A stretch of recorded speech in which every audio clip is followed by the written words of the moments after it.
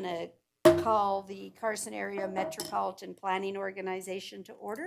May I have a roll call, please? Chair Bagwell, Here. Vice Chair Sheedy, Here. Member Dodson, Member Erb, Member Henderson, Member McQuarrie, Member Novak, ex officio Member Rosenberg. Here. A quorum's present. Thank you so much. We're now on agenda item number 3, which is the public comment, the first part of our agenda. Is there any public comment? Since the droves did not walk in, I guess not. Okay, then we're going to move on to approval of our minutes for October 12th, 2022. Does anyone have any corrections or changes? Not, I'll accept a motion for approval, please. I move to approve the minutes of the RTC Yeah. CAMPO for October the 12th, 2022. I have a motion and a second for approval. All those in favor, please say aye. Aye. Aye. Any opposed, say no. That motion carried unanimously. Thank you. We'll now move on to agenda item 5A. This one is for discussion only, and it is the 2022 Transportation Network Monitoring Report. Is this for you, Kelly, to take us through? Thank you. Yes, thank you, Madam Chair.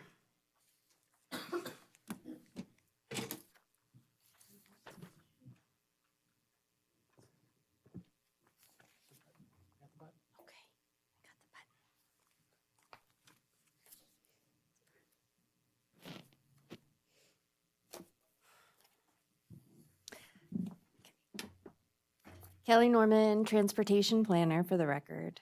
The 2022 Transportation Network Monitoring Report reflects the who, what, where, and how of the CAMPO transportation system.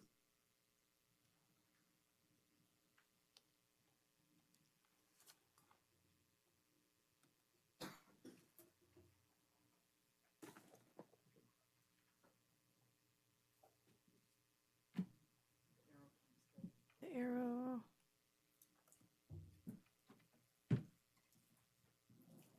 There she goes. This report constitutes one of the 4 primary responsibilities of the MPO, which is performance planning.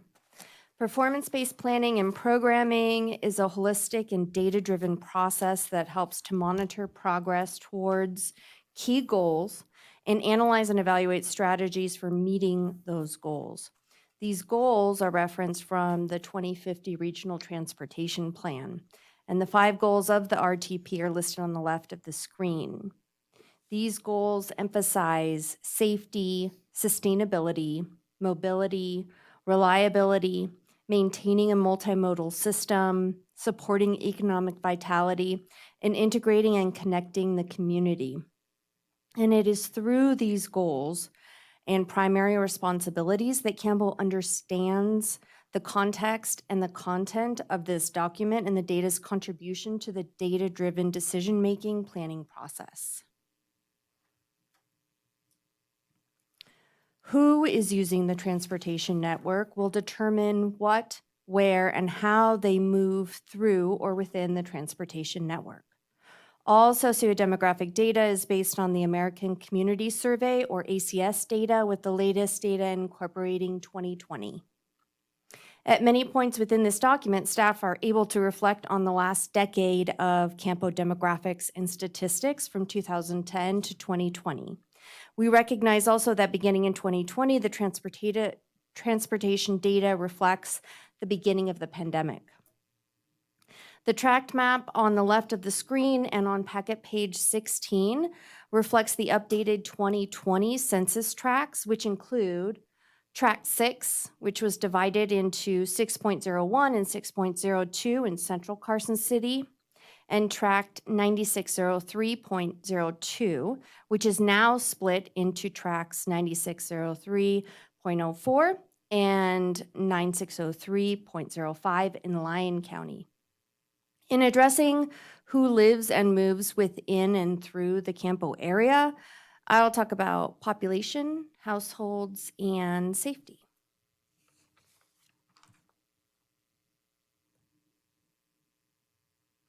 The chart on the left shows the CAMPO population is on a growing trend beginning from 2017, but still not as high as the 2010 population counts. The pie chart on the top right shows the CAMPO population is roughly 49% female and 51% male, remaining steady for the last decade. The middle pie chart indicates the age distribution throughout CAMPO. Almost 30% of the population is over 60. This area of the population is expected to grow significantly within the next 20 years, as seen in the chart on packet page 19 in the Nevada State Demographer Population Projections. CAMPO staff recognize this and look for opportunities to plan for safety enhancements and address seniors' changing needs. If you bring your attention to the bottom pie chart, you'll notice that non-Hispanic whites comprise 70% of the CAMPO population, and the Hispanic population is 22%, the highest seen in the last decade. As seen on packet page 19, the Hispanic population within the CAMPO area is expected to grow significantly within the next 20 years. CAMPO staff make an effort for equitable, inclusive outreach to increase our engagement strategies, including translating materials into Spanish, and look to partner with local Hispanic groups.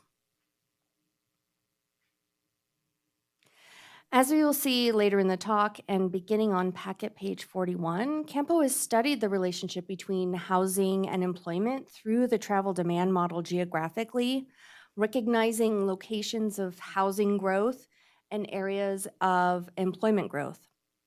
The jobs housing balance is an indicator of commute length, congestion, and housing affordability. The jobs housing balance of about 1.5 is average. A high jobs housing balance indicates possible housing unaffordability and increased traffic commuting into the area. A lower jobs housing balance indicates there may not be enough jobs in the area for all workers, and commuting traffic will trend away from the area. With a quarter of the population in CAMPO identified as retired, CAMPO staff accounted for this when calculating the jobs housing balance. CAMPO staff also compared the jobs housing balance from 2010 to 2020. The number of jobs has increased by 7%, and the number of housing units has increased by 8% over the last decade. The population aged 70 and older has increased 20% in the last decade, and the jobs housing balance has remained steady. CAMPO staff will continue to monitor this new indicator to understand how growth in the area affects housing and jobs, and therefore transportation.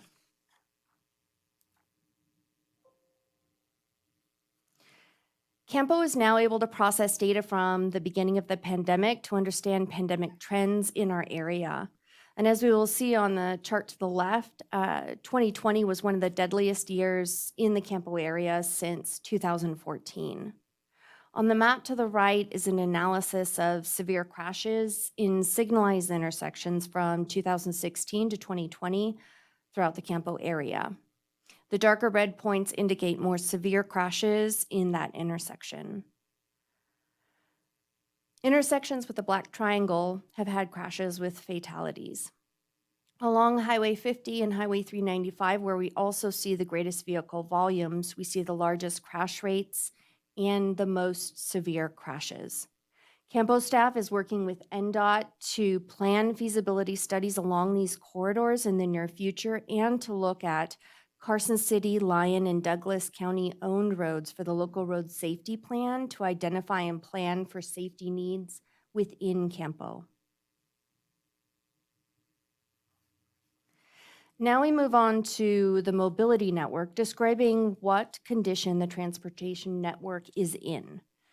This is in the form of Carson City's estimated pavement condition index, which is based on surveys completed in 2017 and again in 2022. This chart on the left shows that citywide there's been a 9% decrease in pavement condition on local roads and a 10% increase in regional roads. This demonstrates the success of Carson City's pavement management plan and one-time grants like the Raise and the Tiger grants. This chart shows Carson City's PCI ratings, the most recent PCI ratings. CAMPO also has funding set aside for Lyon or Douglas counties to complete a pavement condition index survey as well. The next few slides demonstrate the newest PCI maps for Carson City, where good, satisfactory, and fair are in the blue, yellow, green, and poor, serious, and failed roads are in orange, red, and purple. And the first map shows northwest Carson City, northeast Carson City, and southern Carson City.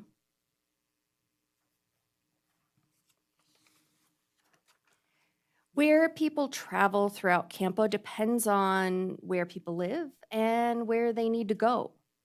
This is analyzed by staff through the travel demand model and an examination of the level of service. The map to the left is an example of the 2020 housing unit density mapped from the travel demand model in 2020.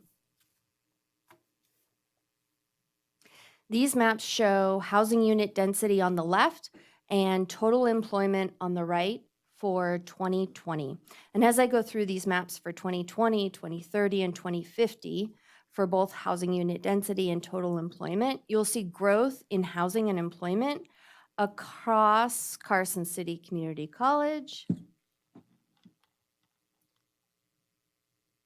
Central Carson City, and Lyon County around US 50, and around US 395 in Douglas County.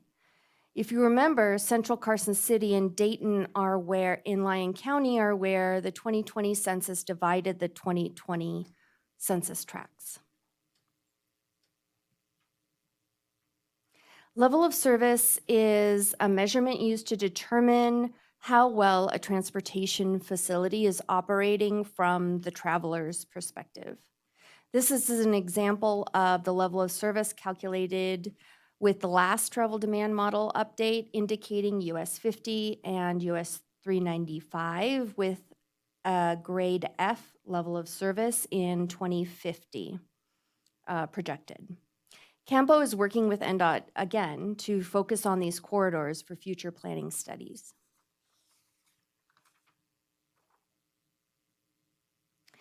Analyzing commuting vehicle volumes and complete streets monitoring, CAMPO can better understand how people move through or within the transportation network. This map to the left displays Carson City's complete streets corridors and monitors locations ongoing since 2017. CAMPO staff use the percentage of household vehicles, commute length in minutes, and commute type to get a picture of how people move through the CAMPO region. In this top chart, the number of total households has decreased slightly since last year, but increased over the last decade. The commute length in the lower left corner in minutes has increased over the last decade, dipping slightly in 2020, most likely due to the pandemic, people working at home.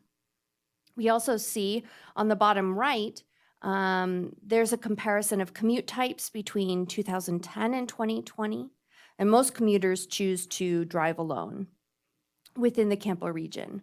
The largest increase in commute type over the last decade was seen in the worked at home category, increasing from 3.5% to 5.5%. Again, a pattern that was seen during the pandemic when people worked at home. Vehicle volumes from traffic records, information access, or TRINA data indicate how people are driving through the CAMPO area and where the largest and smallest volumes are located. A primary factor of how a road is classified depends on its volume.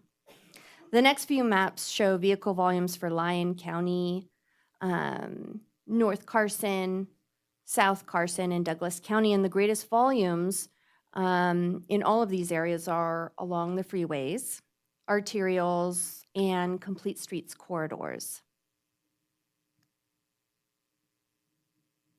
This last graph shows the last 5 years of pedestrian monitoring efforts along the 4 complete streets corridors, with an average line from the last 3 years of data. Downtown is where most foot traffic is seen, followed by North Carson, William Street, and South Carson. Again, 2020 pedestrian patterns changed during the pandemic and all show lower than average totals, which is the yellow one.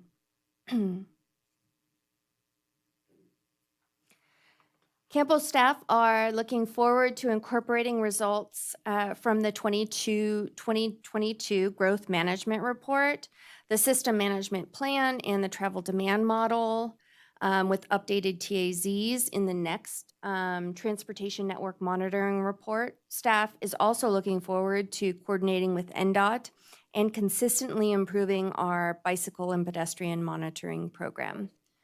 And with that, I'd be happy to answer questions. Thank you. Does any member have a question? Mr. Novak? Yes. I wasn't sure on your safety background if you were including the freeway as well, because sometimes I know we're focusing on the non-NDOT facilities, and other times you do have NDOT roads in this mix. So I wasn't sure, because when there is a severe crash on the freeway, Carson City responds.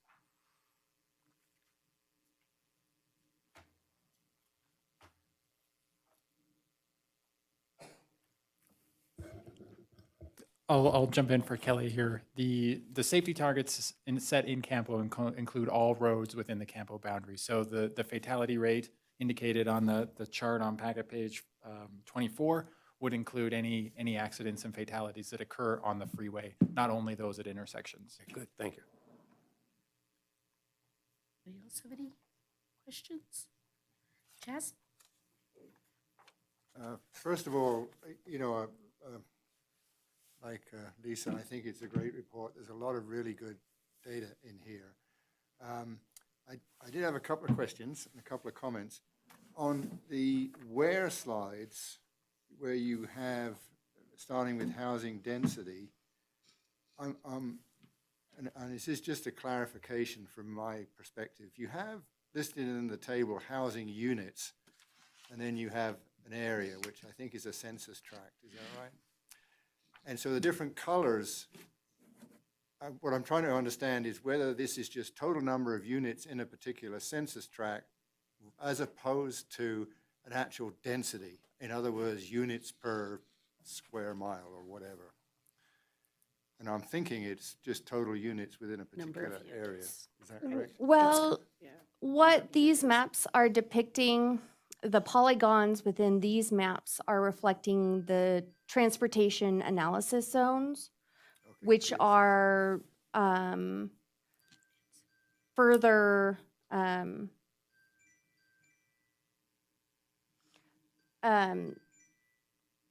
which are smaller portions of a census tract. So the census tracts back from. But it is a particular area, and so On the units. to be, nitpicky, it's not actually density, it's just how many units are in a TAZ. Yes. Right, okay. Yes. So thank you for that clarification. And if you go to the next slide from that one, I was really encouraged because when you look at, well, I happen to look at the area I live in, right? And it must include the hospital TAZ because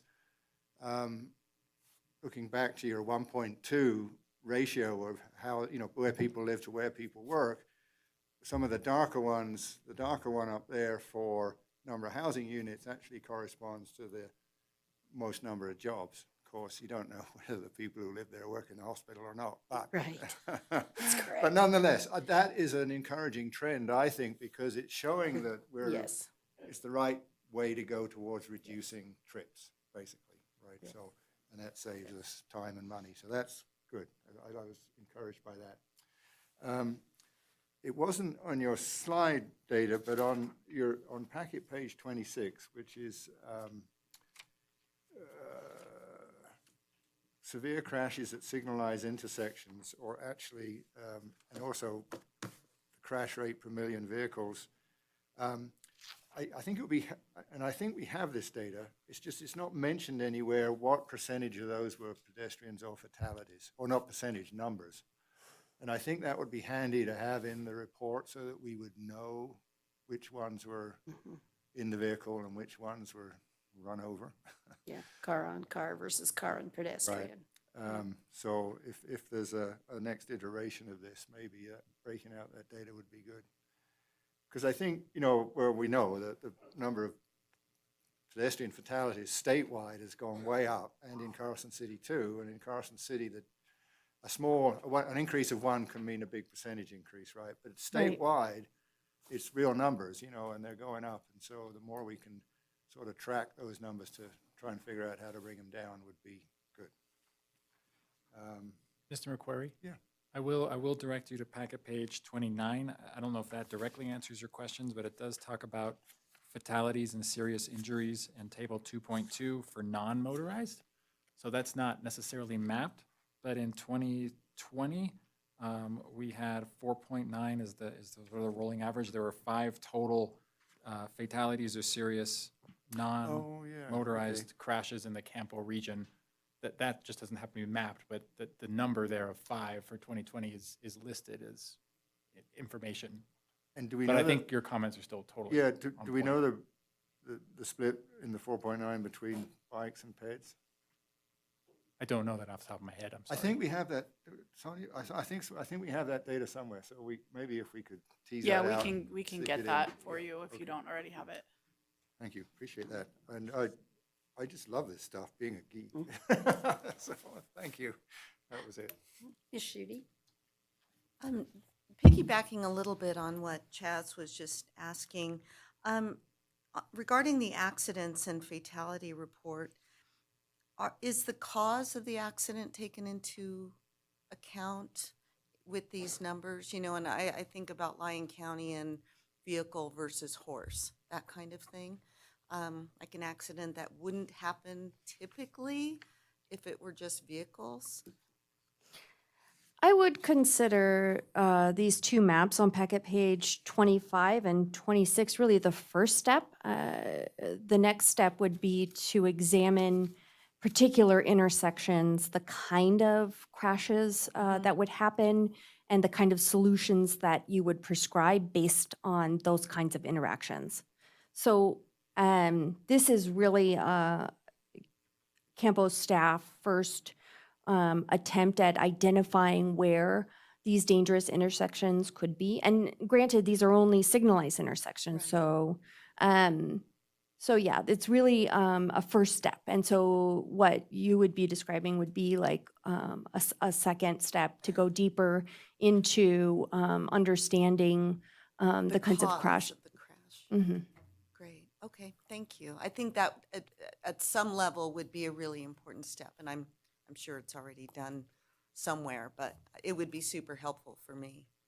Thank you. John?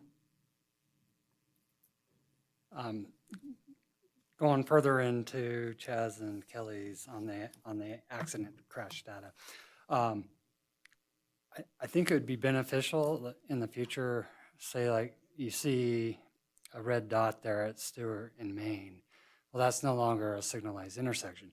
If we can show the crash rate when it was a signalized intersection versus now that it's a roundabout, it'll help us sell more roundabouts in the future, because we all know that they reduce traffic crashes by quite a bit. So, and I'm sure there's some other intersections in there that have been converted throughout the years. So. That is a really, really good point, because it was brought to our attention when we first made these maps that Stewart, if you look at Stewart and Carson Street, that's marked with severe crashes and fatalities. This was turned into a roundabout, and there is a difference in numbers before the roundabout and after the roundabout. And I suspect if we look at the numbers before and after the roundabout in Douglas County as well, we'd see something similar. Those roundabouts are proven safety countermeasures from the FHWA and do make a difference in how one car comes into an intersection and can have an effect on another car. Well, and I think it would be beneficial for the community because oftentimes that's certainly not what they love. Roundabouts are not popular in the general public, but if we have the before and after maps, I think when we talk about, okay, we were averaging 2 fatalities a year there, now we have 0. Not that you don't have crashes, but we're not having fatalities, which is the reason for changing them. So I think anytime we can have good data, it helps support the decisions that we're making, and great report to do that. Can I also look on packet page 53? And I just want to talk a little bit on the commuting with the number of vehicles per household when the other part of the report indicates that the household size is decreasing. So I'm a little bit confused as to why am I seeing the number of cars per household increasing with the number of people in the household decreasing? So it's just a data check or something you can do at a later date or something, but it just doesn't seem congruent that I'm reducing to 2.1 people per house, and yet my cars percentage is increasing. So just a thought.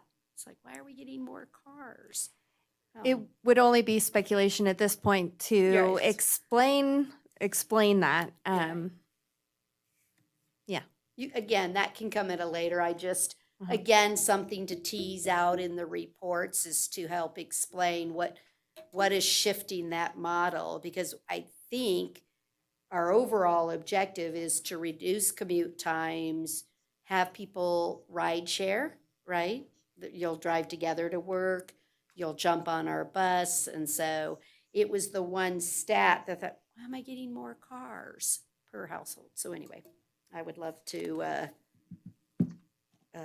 dive into that a little bit to understand, but great information, I think, that helps us all and the community. John, no, your hands, oh, you're the other seat. Okay, Sandra. First of all, thank you, Kelly. I love this report also, and I'm loving all the questions about safety, because I think with the local road safety plan, we'll really be able to get into the causes and the best strategies for the specific types of crashes that are occurring or could occur in this region. So I'm really excited about digging into that and looking forward to working with you all on that plan. My question had to do with the commute type, and I found it interesting. I'm not surprised that the drive alone is essentially the same, although it's gone down a little bit, so that's good, I guess, although most of that's probably from work from home. But the pretty big decline in other, it depicts a bicycle, and I know in a lot of parts of the country, bicycling has really increased. And so I wonder if you have any information in terms of why that number in particular is down, and it might have something to do with safety and facilities that we can look at in that plan and other efforts as well. But if you have any insight into why that other mode has declined. That's a really interesting point. I'm glad that you brought that up. You know, in next year, we will be looking at the level of stress for bicyclists, and I think that may come into the picture when we look at that and our bike network and how people feel as they travel along the bike network, how connected it is. How safe they feel as they're riding, who they're riding with. So yeah, that's a good point. I look forward to that. It's just interesting I'm not surprised that the number is low. It's surprising to me that it's gone down, but there's a lot of things that have changed in the last few years. So I look forward to more information on that. What came to mind for me, and it's just a guess, but the growth in Lyon County, and it's not a complete streets, and there's not the multimodal. And I think in Carson City, I see more people riding their bicycles, but this report covers more than Carson City. So maybe the number hasn't gone down, but the percentage has because of the longer right, commutes it's from being other areas. diluted. Okay, that makes sense. That's what I was thinking, because I wondered as well.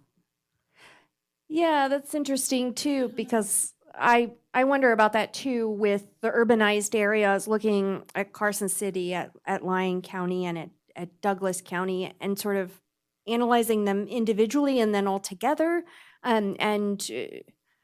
Because those statistics may get sort of blended together, and you may not really get a picture of what's happening in a particular place because, we're ultimately looking at this big picture, but, we would look at the small parts before we looked at them all together. And then just a question or a comment or just a thought process here on packet page 19. When you talk about the population of our aged, projecting that it's increasing of the elderly, and looking to say they have slower reaction times, decision-making, investment in public transportation, pedestrian, and bicycle facilities will be important for providing the aging population. Are you seeing that an aging population is wanting more bicycle facilities? And I'm not being rude, I'm just being, is that really for planning purposes? If my population's of 60 and older or 70 and older is growing and growing? I'm trying Well, to understand. Along with Sandra's point too, and something that's not captured or really explicit in the data is people, riding bicycles to commute to work or for fun. And I think that there may be a demographic within that 60 and older that does ride bicycles for fun still and may recreate, especially around this area. And so perhaps more recreationally.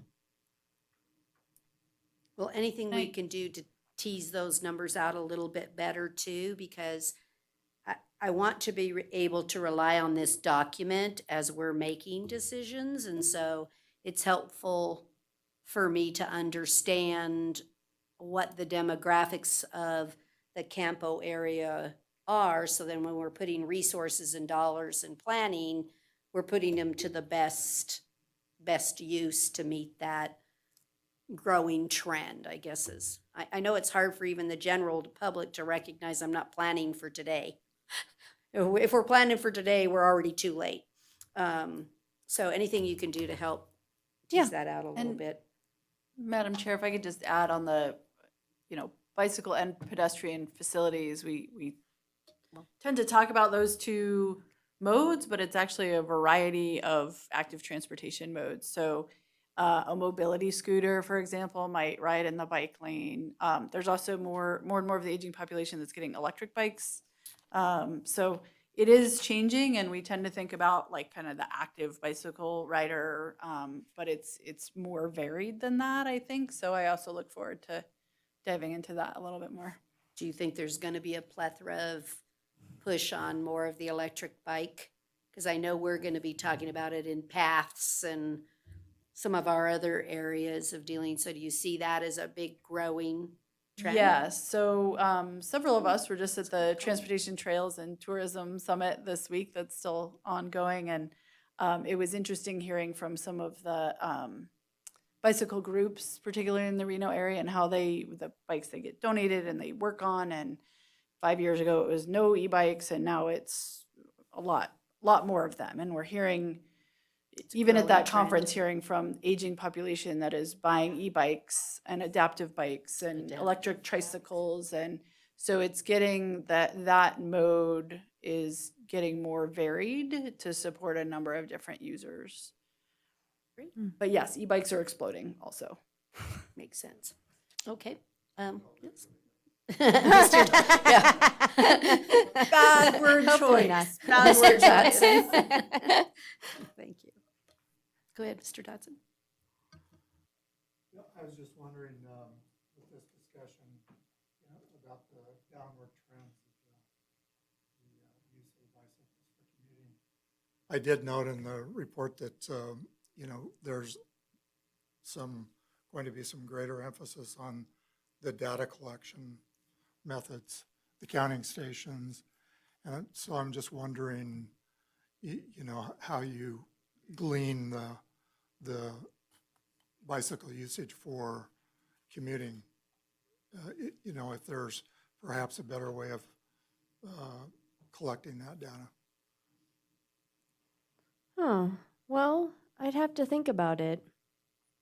And now, as you were talking, though, I was thinking about Sandra's question too, and the increase in people working from home could also be a decrease in people that reported biking to work. So I think they're all interconnected, and I think no, we will think about how else CAMPO monitors people who commute to work on a bike. Yeah, thank you.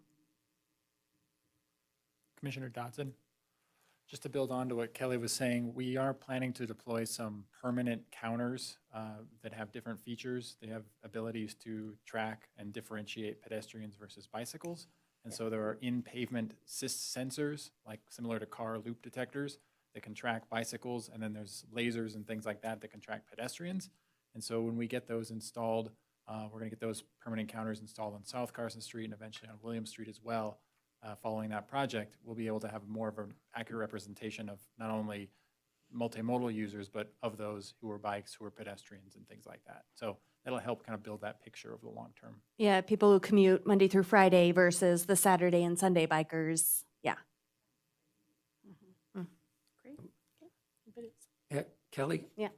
This report is good, but I did have a couple other questions or comments. Trying to have a perfect data set is impossible, right? Yeah. And people don't commute 5 days a week all the time anymore, right? So trying to capture that is just difficult. But what I did not see in here was any mention of trucks, as in freight, as in delivery trucks.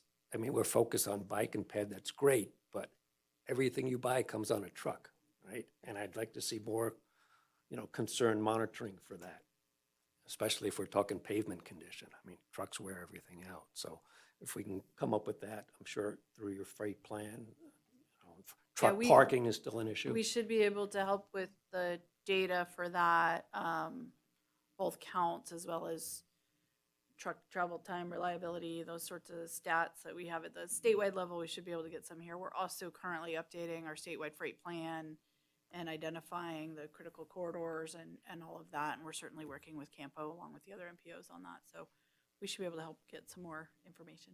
Good. And one last thing, I guess we don't have to do it, but any type of air quality monitoring for Carson City, it has been an issue. I know the bad days are usually due to wildfires and other things and, PM 2.5, PM 10, whatever, but I don't know, your other MPOs probably have to do that. Yeah, the other MPOs have to do it because they're in non-attainment or maintenance, because this area hasn't been bad enough to be classified as that, which you don't want, but I don't know if there's opportunity. You guys don't have like an air quality district, so it's a little more challenging, but we can look into it with the team. CAMPO continues to support NDOT's goal of reducing greenhouse gas emissions. Okay. Thank you. Is there any public Thank you. comment on this item? Just in case. Nope. Okay. Thank you so very much. Thank Well you. done. All right, we're then going to move on to agenda item. He's coming right up because he knows it. 5B, which is discussion and action regarding ratifying the submission of a transit electrification grant with NV Energy. Alex?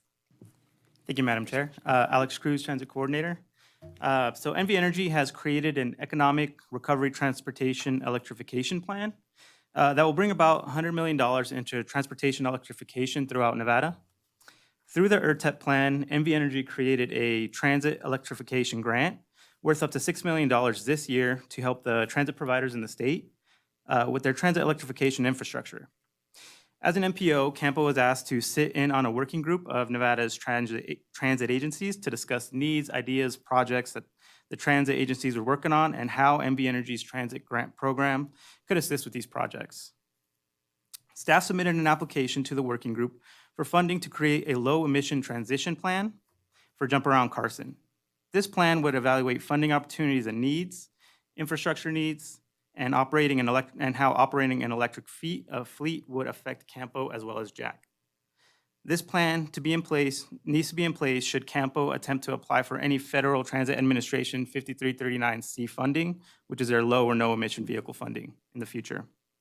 Staff are asking for approval from the CAMPO board to ratify the submission, but we understand that the process is a little bit reversed with this grant submission being before the ratification. But due to the deadlines with the grant, we worked quickly to get the application submitted and would move to have the application removed from consideration should the board vote against ratification. So with that, any questions? Does anyone have any questions? Mr. McQuarrie? I'm really pleased to see this, as you might guess. I think, the reason it's really important is as we move forward and maybe partnering with the school district, which is in line to get down the road, and very soon 2 electric buses and down the road up to 10, I believe. There's a real opportunity to partner with them. There's a real opportunity to set the stage for the city to look into probably, not the big jack buses, but the on-demand ones, the smaller ones, to get a couple of those down the road. And unless we have this plan, we can't do that. So Correct. this sets the stage, Correct. and I'm just really pleased to see it. So thank you. Anybody else? Any public comment? With that, I'll accept a motion. Chaz? I'll move to ratify submission of the grant application. I second. I have a motion and a second. All those in favor, please say aye. Aye. Any opposed, say no. Motion carried unanimously. Thank you.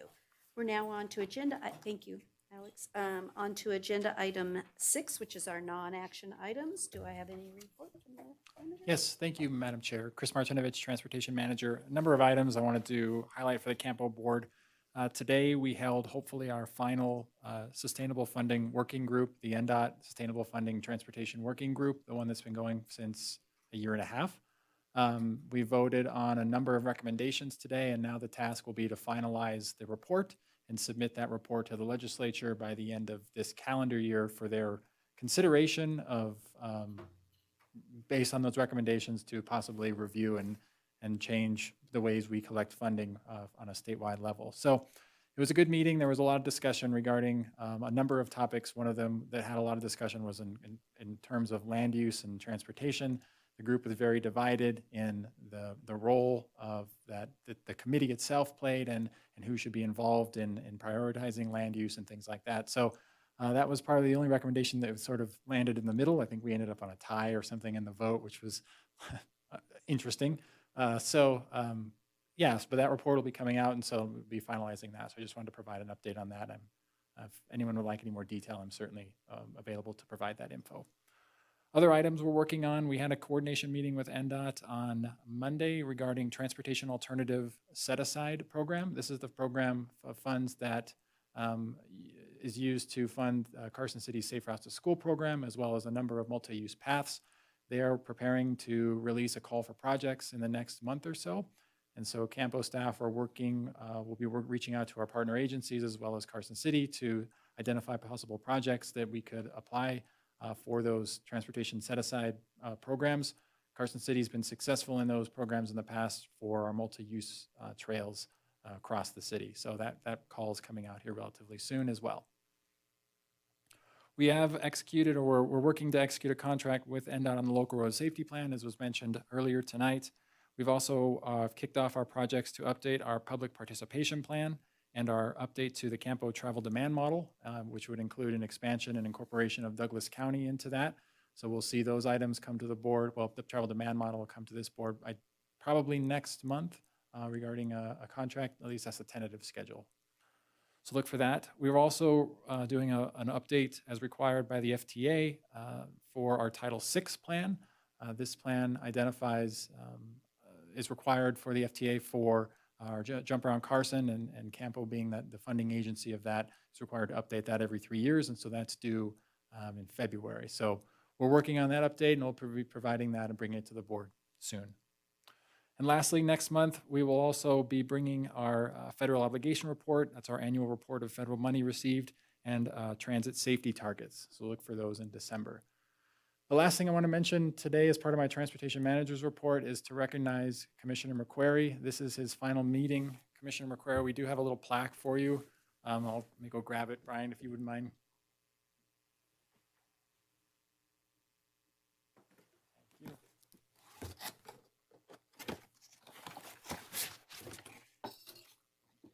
I'll just read it here on the record real quick.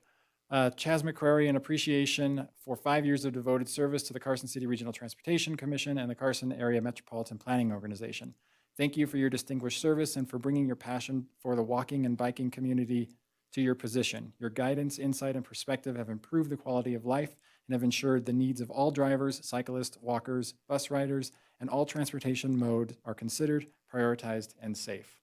So I just wanted to recognize Commissioner McQuarrie for his 5 years on the board, and I appreciate the effort he's put in.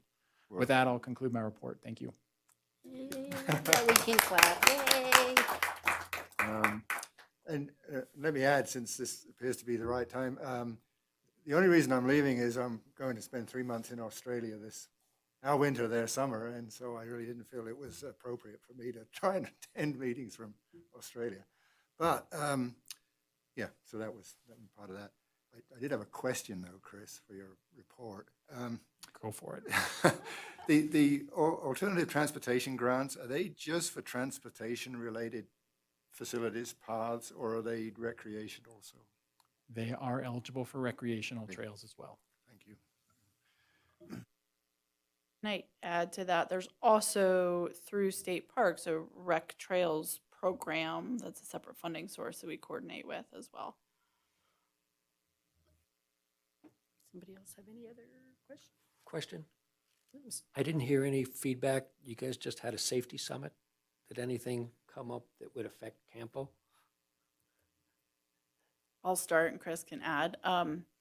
One of the other things I enjoyed hearing you guys talk about in the safety things was slowing people down. So speed and impairment continue to be our leading causes of fatalities. Designing the roads differently to encourage a slower speed rather than trying to just use enforcement. That's a big theme these days. NDOT is really embracing the FHWA initiative of safe systems approach. So we're not just looking at one thing at a time, but really looking at the whole system. So we're looking forward to learning more about that and trying that approach on a number of things. Certainly an increased interest in keeping those who are most vulnerable safer on our system. Those were kind of my takeaways. Chris, did you have anything to add to that?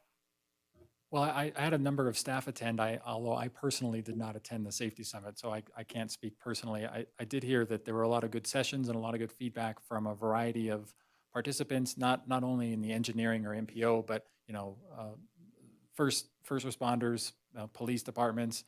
There were members, I believe, from the judicial system as well, talking about different components that they see. So it was more than just transportation safety. It was kind of a broad range of public safety type people in attendance.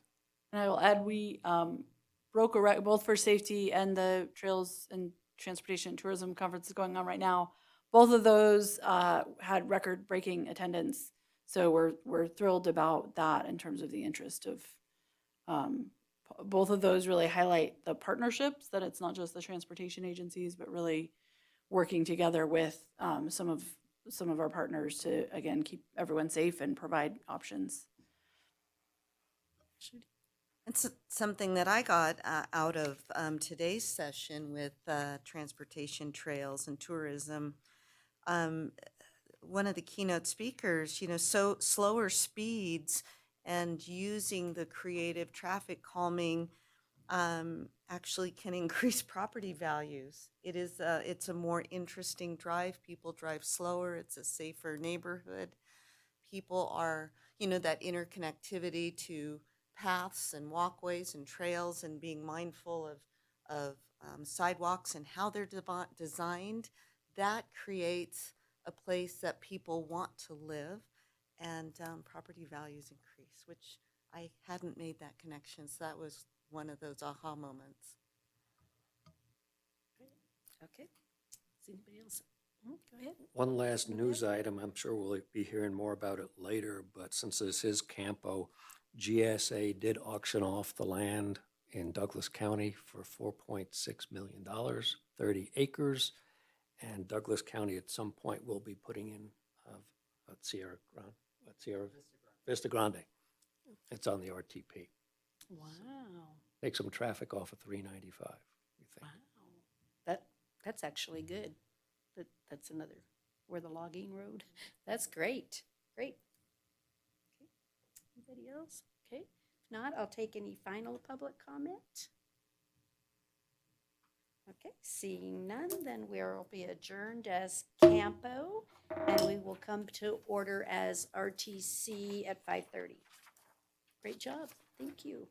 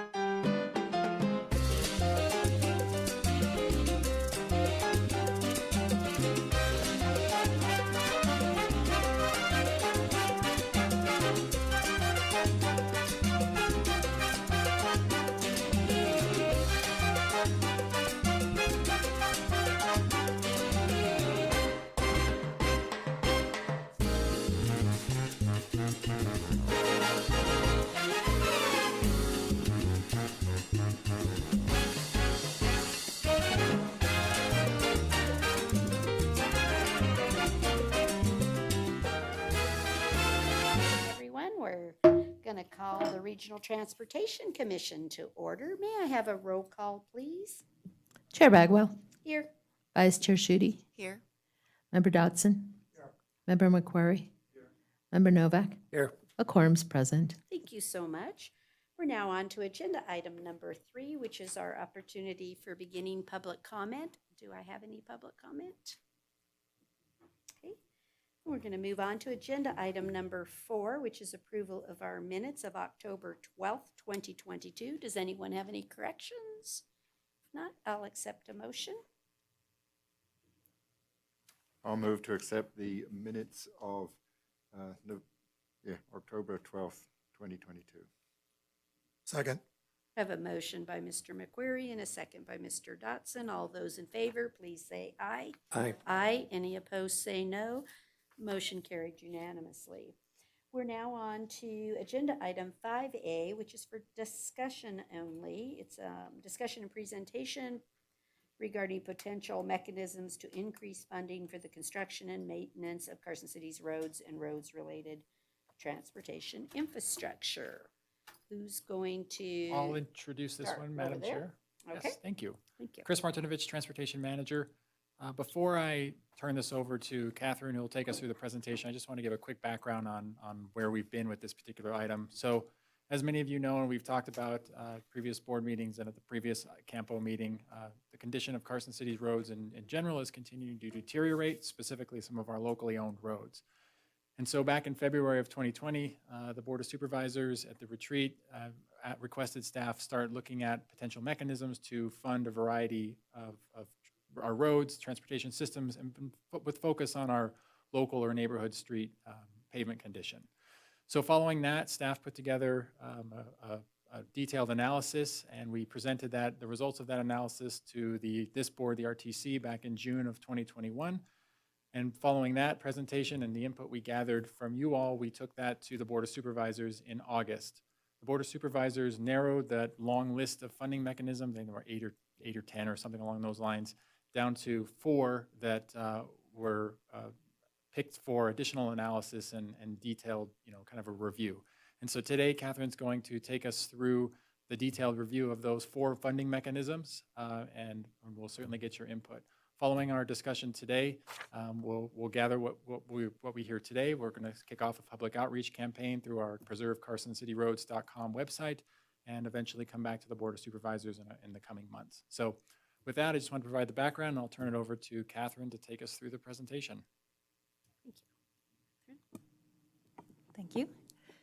I'm Catherine Hansford. If you can pull Oh. that closer to you. Thank you. Is that better? Better. Okay. All right, so I'm going to pull up the presentation. They do that? No? Press it harder. Oh, we have to click it. Okay. All right. Okay. So I'm giving a presentation on the research work that's been done over the last few months and that has culminated in a technical report that hopefully you all have had the opportunity to look at before this meeting. Chris has already given you the background. My scope of work has been to examine those 4 local road funding mechanisms that the city provided direction on. And from that, to present information about those 4 funding mechanisms for the city to be able to determine what direction it wants to go in. Part of this project has been to create an identity and a real brand around the local and the neighborhood streets. So we have developed a logo. You can see that there. It's on the report. Chris has mentioned that a website has been developed, preservecarsоncityroads.com.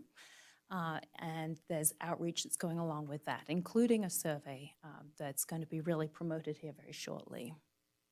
Okay, so with the report, with the outreach, we're looking for what are going to be the best mechanisms to close this funding gap that I'm going to talk about. And then from there, the final step will be to provide a financing strategy and path to move forward. The report has been based on 4 major sources of data. So the city and the RTC data, maps and information that have been provided to me from the city. Also the city's financial documents, the Nevada Revised Statutes, and the Nevada Department of Taxation.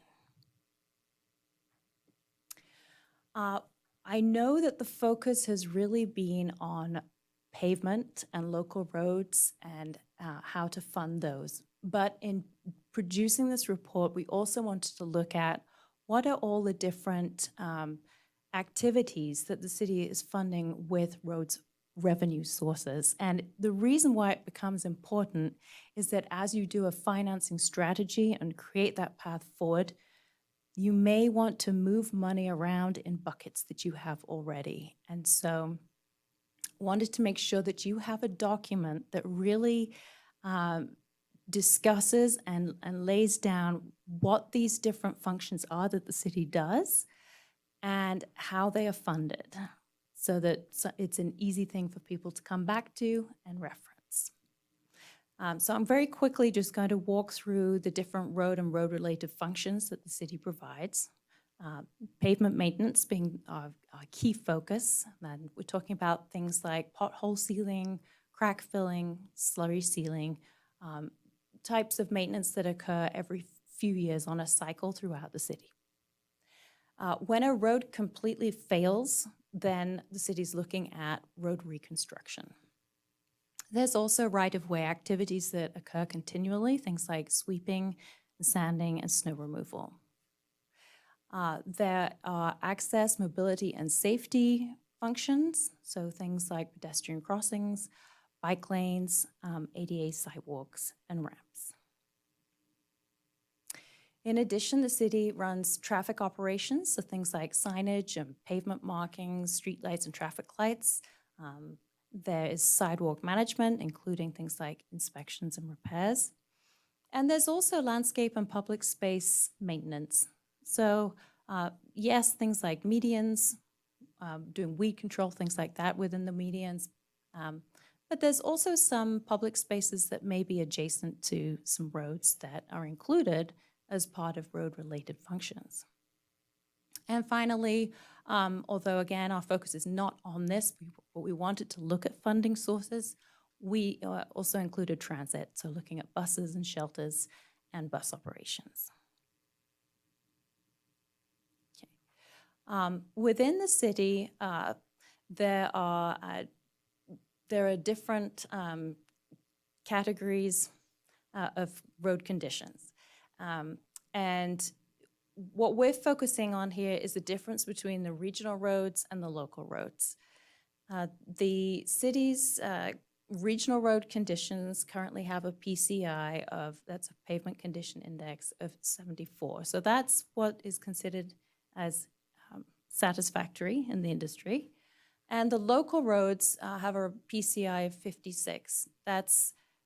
It's just about fair, but it's been a bit more sort of on the poor side. So we're thinking of the local roads really as more in being in a poor condition.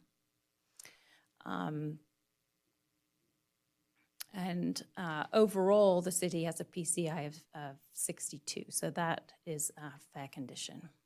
Okay.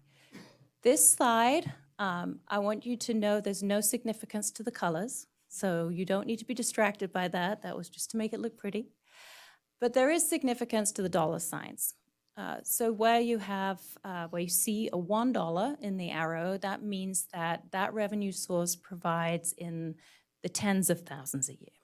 If there's $2, that revenue source provides in the hundreds of thousands of dollars. And if there's $3, it provides in the millions. So just looking at the dollar signs, you can see that some major sources of revenue are a 9-cent gas tax, more gas taxes, a gas tax that was approved by Carson City voters, and the streets maintenance tax, and that's a quarter-cent sales tax that was voted on by the Carson City population. Other sources of funding include a highway infrastructure highway tax. We're going to talk a little bit more about that. There's the 5-cent diesel tax, and we kind of grayed that out a little bit because we knew that was going to be on the ballot, and sounds like it's gonna keep okay. It's going to be able to continue. Then there are grants as well. There are some improvement districts in the downtown area, and then various other, the franchise fees and a few other small sources of revenues. Some of these revenue sources are used for both regional roads and for local roads. Those are the ones that have an asterisk. But the next couple of slides, I'm going to look at what funding sources are used solely for regional and solely for local. And this is where the picture really comes out with local roads.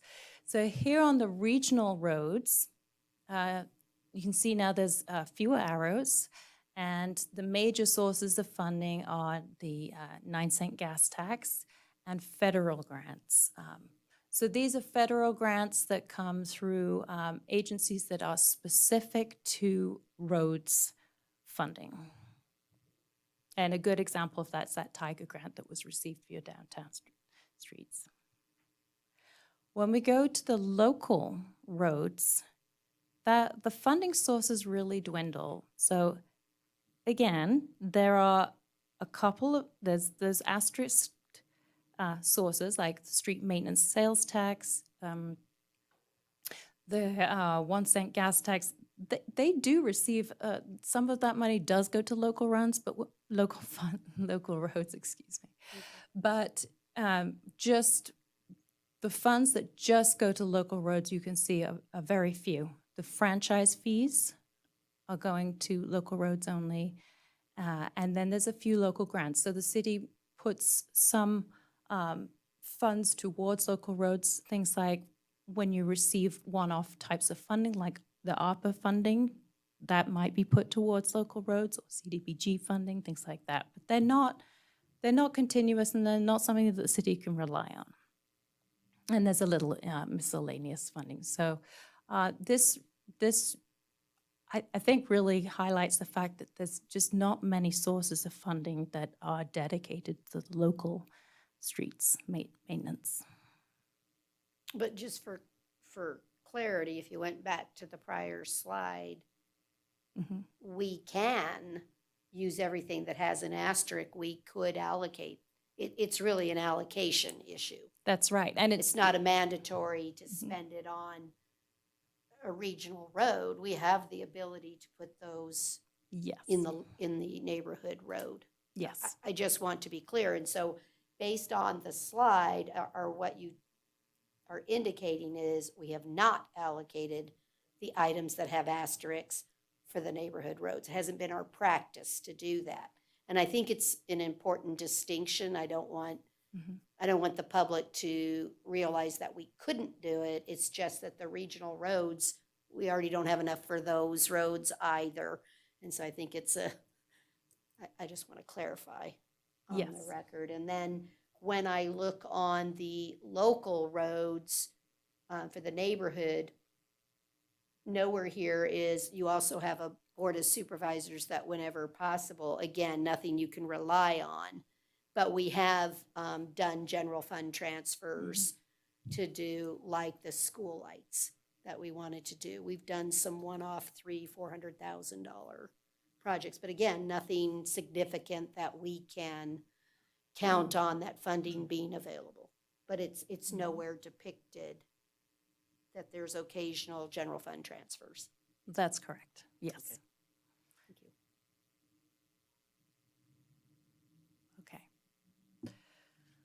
Okay. Looking at the annual funding gap, the total revenue for roads and roads-related functions currently is around $10 million.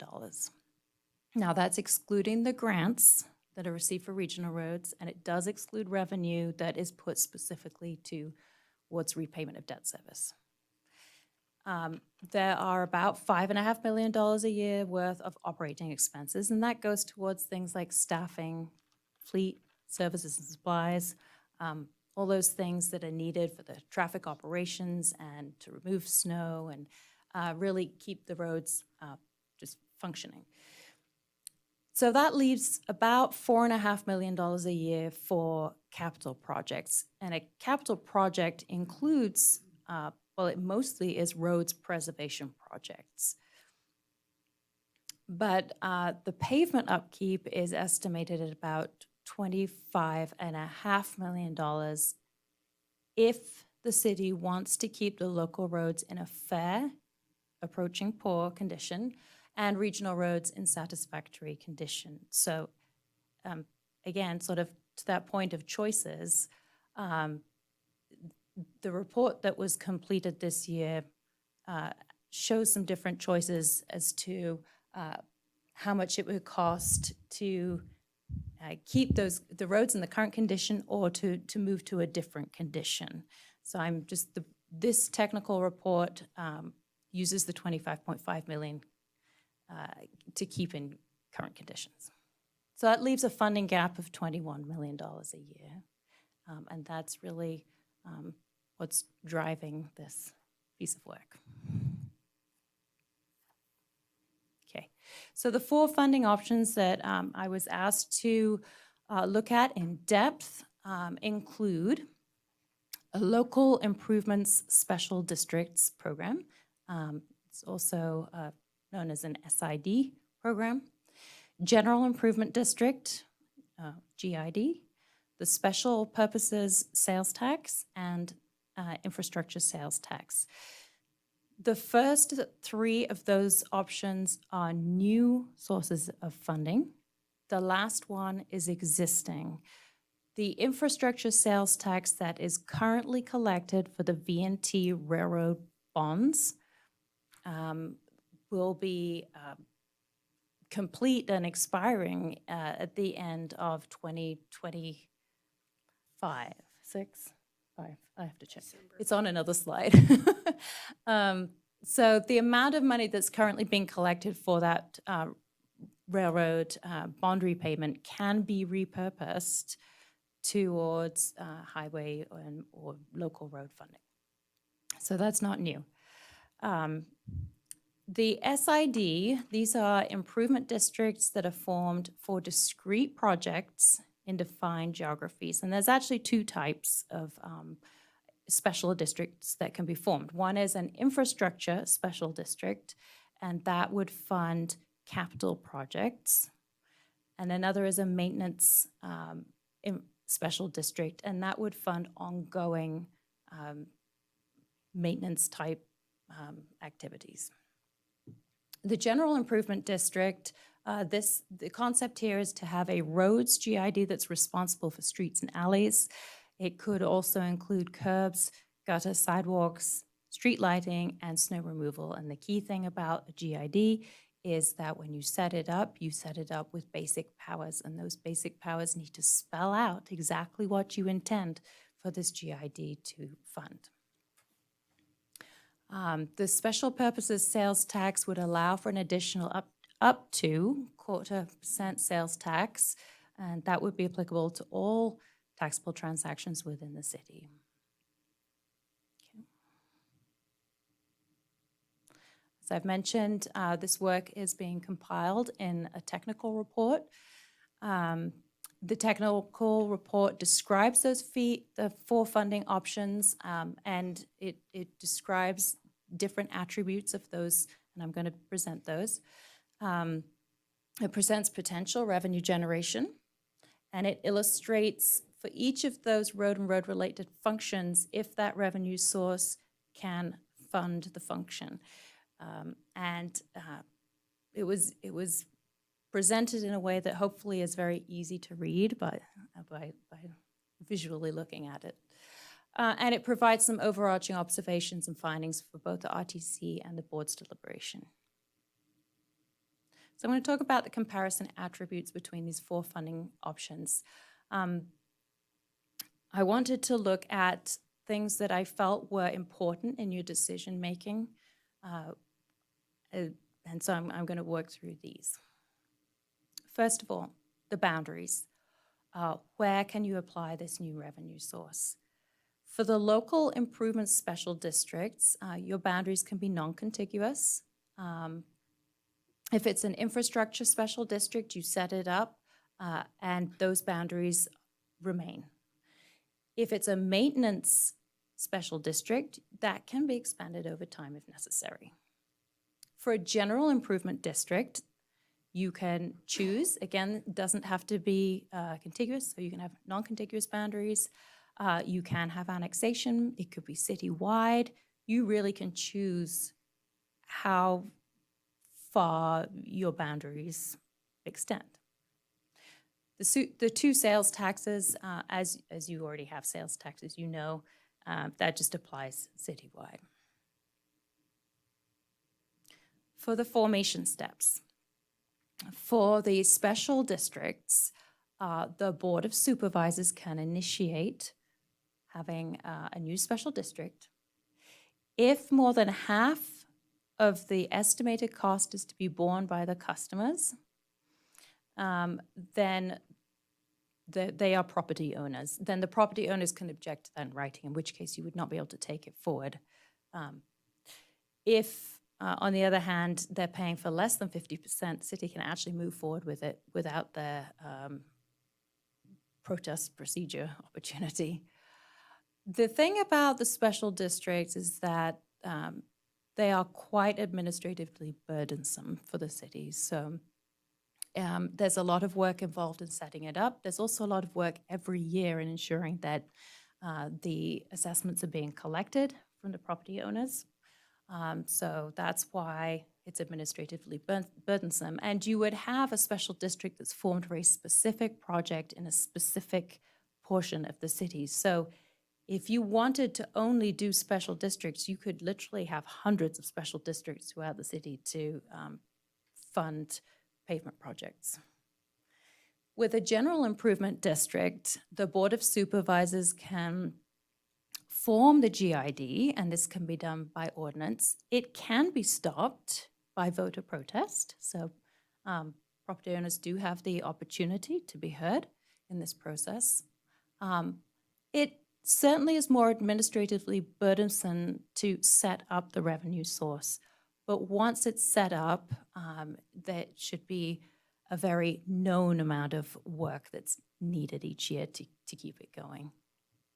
The sales tax options are, the least administratively burdensome, and they are a little different. So the special purpose sales tax does have to be approved by the voters, whereas the infrastructure sales tax does not.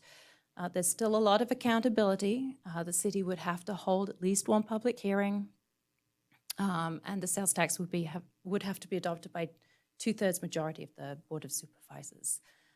So again, lower administrative effort with the sales taxes, and a little higher with the GID, and a lot higher with the special districts. As far as the legal autonomy and accountability of each of these funding sources, the Board of Supervisors ultimately is responsible for the special districts and for the sales taxes. The GID is a little bit of a different animal from the other 3 because it sets up a separate legal entity. Now, you can still have the Board of Supervisors be the ex officio Board of Trustees of the district. So it doesn't have to be a whole other board with elected Board of Trustees. You can keep the decision-making within the city.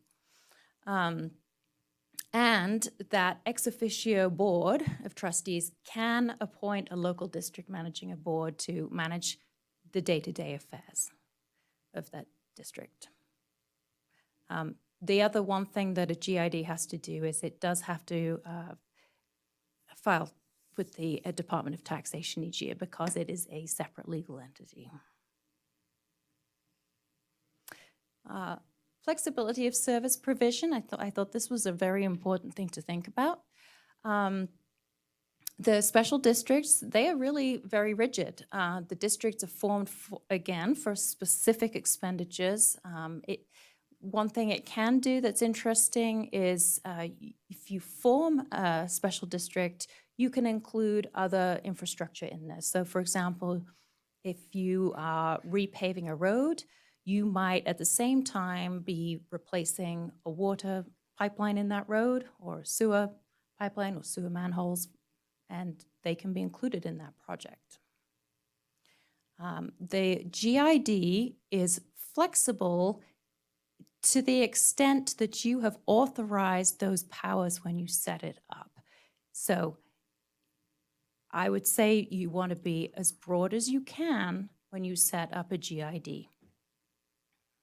An interesting thing about a GID is it can also form special improvement districts because it's its own agency, its own legal entity. So it's an interesting thing to think about because you could really bring all those road functions under the umbrella of the GID. For the sales taxes, the special purpose sales tax, those activities have to be authorized by the voters. And for the infrastructure sales tax, it's the activities authorized by the Board of Supervisors. Revenue sources and collection. For the special districts, that is special assessments. The special assessments are placed on the property tax roll each year. There are some administrative costs associated with that. You can outsource the running of special improvement districts, and a lot of agencies in Nevada do that, especially there's a lot of them in southern Nevada, in Clark County, and Reno as well, and they have a third party manage their special districts. The general improvement district, for roads, they have to be special assessments. A GID can also charge parcel charges, but not for roads functions. It can charge parcel charges for snow removal and for street lighting. For the GID bills, they could be placed on the city utility bills, or they could be placed with property taxes. There are some advantages to having the bills included on your city utility bills. And the GID would set up an interlocal agreement with the city in order to be able to do that. It may be zero cost. You may say, the city will just do it. Yourself. Yeah. But there are some advantages associated with utility bills, one being cash flow. You're not waiting for those property taxes to come in. And another was that you don't have to do an annual report and resolution to put those property taxes onto the tax roll. So you avoid another administrative step if you keep it with utility bills. For the sales taxes, these are very straightforward because you already have agreements in place with the state for that revenue collection and distribution. So you just add this revenue source to that agreement. Okay, method of apportionment. For the sales taxes, very straightforward. That the additional tax is levied, and there's really no discussion of method of apportionment for those two.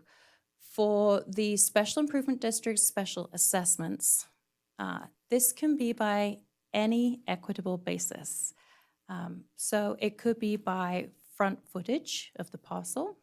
It could be by estimated trips that would be made. It could be by size of the parcel. So any method that you feel is equitable. Couple of things to note with those. Federal properties are exempt. Also school district properties, the school board has to consent to paying assessments. For the general improvement district, for the parcel charges, there's no prescribed methodology. So you, like I said, you can do parcel charges for snow removal and for street lighting. Special assessments are paid by the lands, property owners benefited by those improvements. And this can also be apportioned on any equitable basis. So you have a lot of opportunity here to craft a method of apportionment that is at least perceived to be the most equitable, and you can gain that users how they perceive equity by conducting public workshops, conducting surveys, and getting their input on that. Again, the school district would have to consent to being assessed. I'm not going to go into this one too much, but just it's important to know if you're able to issue debt with each of these, and the answer is yes. Finally, how easy is it to remove this funding source? With the special improvement districts, once they're set up, they're in place until that project is paid. Property owners can pay off their assessment early if they choose to, but the assessment district stays until everybody's paid. With the improvement district for the landscaping, those can be dissolved if there's a petition of the property owners holding more than 50% of the assessed value. So they have some control over that. For a general improvement district, it can be dissolved by resolution of the Board of Supervisors, as long as there is a majority of the board that would like to have that removed. And as far as the sales taxes, the special purpose sales tax, that's up to 0.25%. That's determined by what the voters approved when they approved the sales tax, and it can be in perpetuity. For the infrastructure sales tax, that can be removed at any time with the Board of Supervisors' action, and that's all based on the plan of expenditure that the board approved. Okay. The report then describes in easier terms, I think, which of the road functions each of these revenue sources can fund.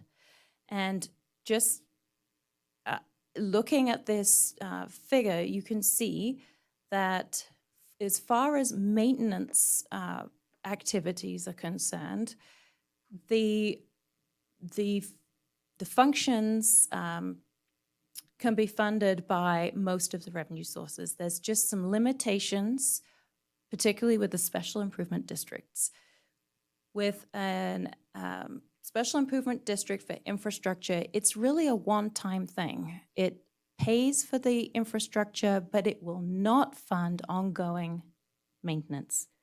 So, for example, a slurry seal is, how many years would you do? 5 years. Okay, so you couldn't just come back in 5 years' time with that funding source and do the slurry seal.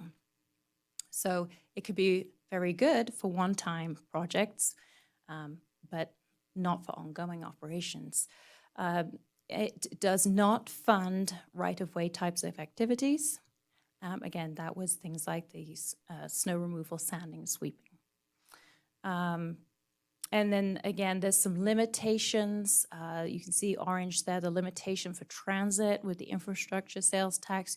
You can only use it for projects that are of cultural, historical, recreational value. So the V&T Railroad, good one. And one idea would be, you know, if you had some kind of trolley around the Capitol, well, there's some historical value there. You could probably have it fund that. The next slide, so that was talking about maintenance. This slide is more about construction. And again, most things can be funded. There's some limitations. The Special Improvement District cannot fund the construction of the landscape or public spaces adjacent to roads. And there's some limitations with funding of transit too. The General Improvement District for roads is not a vehicle you can use for transit.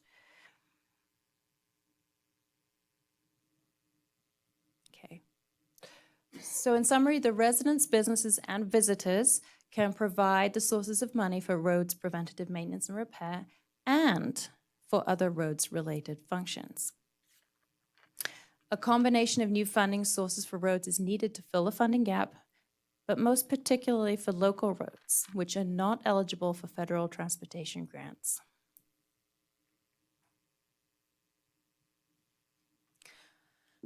This slide is to illustrate how you might be able to fill that funding gap. And I want to stress that this is just an example. It is not a proposal.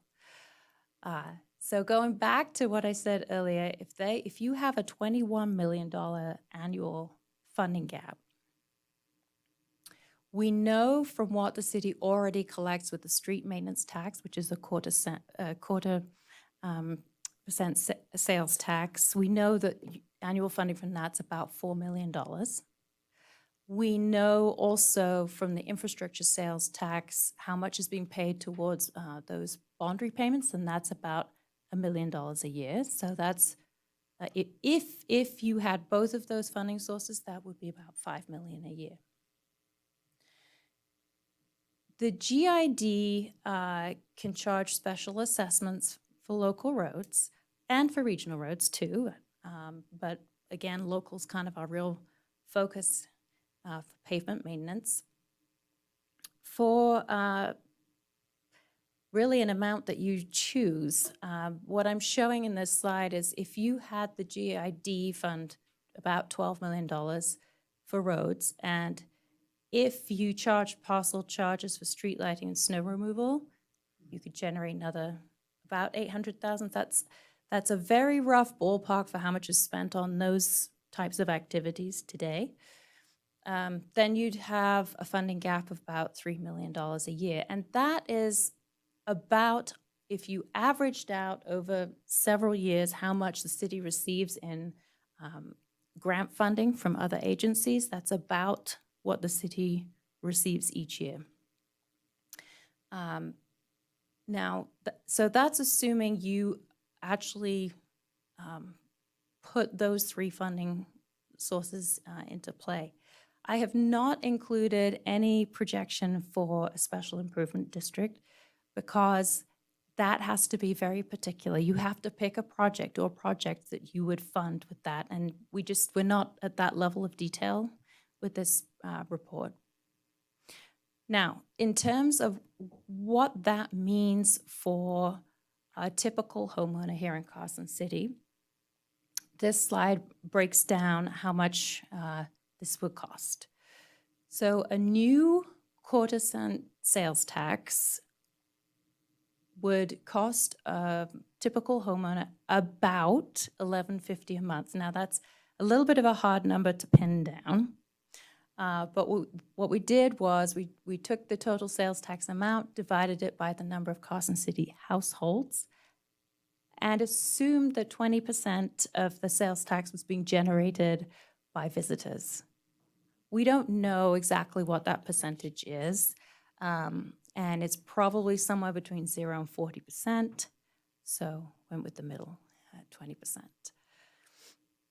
The infrastructure sales tax is not a new tax, so homeowners would not be paying anything additional to what they currently pay for this tax, but it's around $3 a month. For the special assessment, if you were to collect about $12 million a year from this GID, that would be about a $35 cost per home per month. Is that per home or per parcel? Well, that's a good point. It's actually per home, per So unit. non-commercial properties. So the way I allocated it was there is a cost that's being allocated to commercial properties in the calculation of that $35 per unit. So this is where I don't want you to take these numbers too much to heart, because the way that the method of apportionment is set up really affects how much a home pays versus how much a business pays for these assessments. So a choice of different methods of apportionment include your lineal front footage, parcel size, building square feet, parcel, no, I already said parcel size, and then an estimate of trip generation is another way you can divide the costs amongst the different property owners. So I have looked at what that impact is on a homeowner by adjusting how you apportion the costs between the different land uses.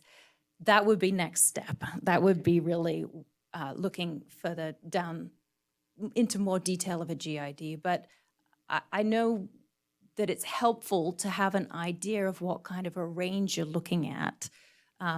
And I think, yes, I have it further down on this slide. So if you wanted to raise $5 million from the GID, for example, rather than the 12.2, that would be about $15 a month for a household. And that, it could really range between 10 and I think I had 18, just say $10 to $20 a month, just depending on how much of the cost goes to non-residential versus residential. And then parcel charges, if that was to be implemented, and again, we're just sort of, this is very ballpark, but about $3.50 a month could raise that $800,000 a year to pay for those activities. All right, so some key findings that come out of the report. I think one, and this goes to the comment that was made earlier, is the city actually has a lot of flexibility under its existing legal authority to raise revenues and to reallocate the funds amongst those different road functions as part of your overall financing strategy. So you could unlock where some of those funds go based on your policy decisions. And also, there's no restriction on the application of these new funding sources. They could go to local roads, they could go to regional roads. The roads GID holds potential for flexibility, accountability, and creativity. I had mentioned with the GID, you could really get a lot of input on how you set that up, how people pay. So it allows for public input, and there are a lot of roads-related functions that can be included in that GID. Oh, one other point with the GID I did want to make is that you could set up a GID that has all the roads-related powers you could possibly put into it, but that doesn't mean you have to actually use all of those powers right off the bat. You could say, for example, we're doing snow removal and street lighting just fine with our revenue sources, and we don't want to move that into a different legal entity at this time. But if your GID is set up with that as a basic power, then in 10 years' time, if the city changes direction and you want to then start charging parcel charges for those activities, you can. A new special purposes sales tax could help fund the gap. We know it could fund about $4 million a year, but a consideration is that it does decrease the potential funding for other city infrastructure because this is a tool that the city can use to fund other things, not just roads. So the city would need to evaluate what other infrastructure funding needs are on the horizon. Also, this funding source does need voter approval, so timing is very important in considering that source of funds. The one funding source that does not require formation of a new entity or mechanism, it's there, it's already in place, is that V&T infrastructure and highways tax. You would be repurposing what that tax is used for. The special improvement districts and the neighborhood improvement districts are really excellent tools for funding specific projects. It's just if it's funding a lot of different projects, that could be really very burdensome. And then some funding mechanisms are well suited to fund transit. The special purposes sales taxes is excellent for transit, and special improvement districts are, because whereas a special improvement district cannot fund roads in perpetuity and ongoing, it can for transit. I don't know why it was written that way, but it can. And the reason why that's important as a finding is that you could move if you create a new funding source for transit, for example, if you set up a SID for transit, you could free up some money that's available from your current sources to go towards roads and road preservation. Okay. Looking at implementation timeline, the SIDs and NIDs, they are really the quickest thing that you could do, even though I've said they're administratively burnt, and some they are. But in terms of getting things off the ground, they're very straightforward and could be done in about a 6-month time frame. The general improvement district would probably take realistically 9 months, maybe even 12 months to really set up. So I think the earliest you'd be looking at having a functioning GID with revenue would be January 2024. The special purpose sales tax, that requires the voter approval.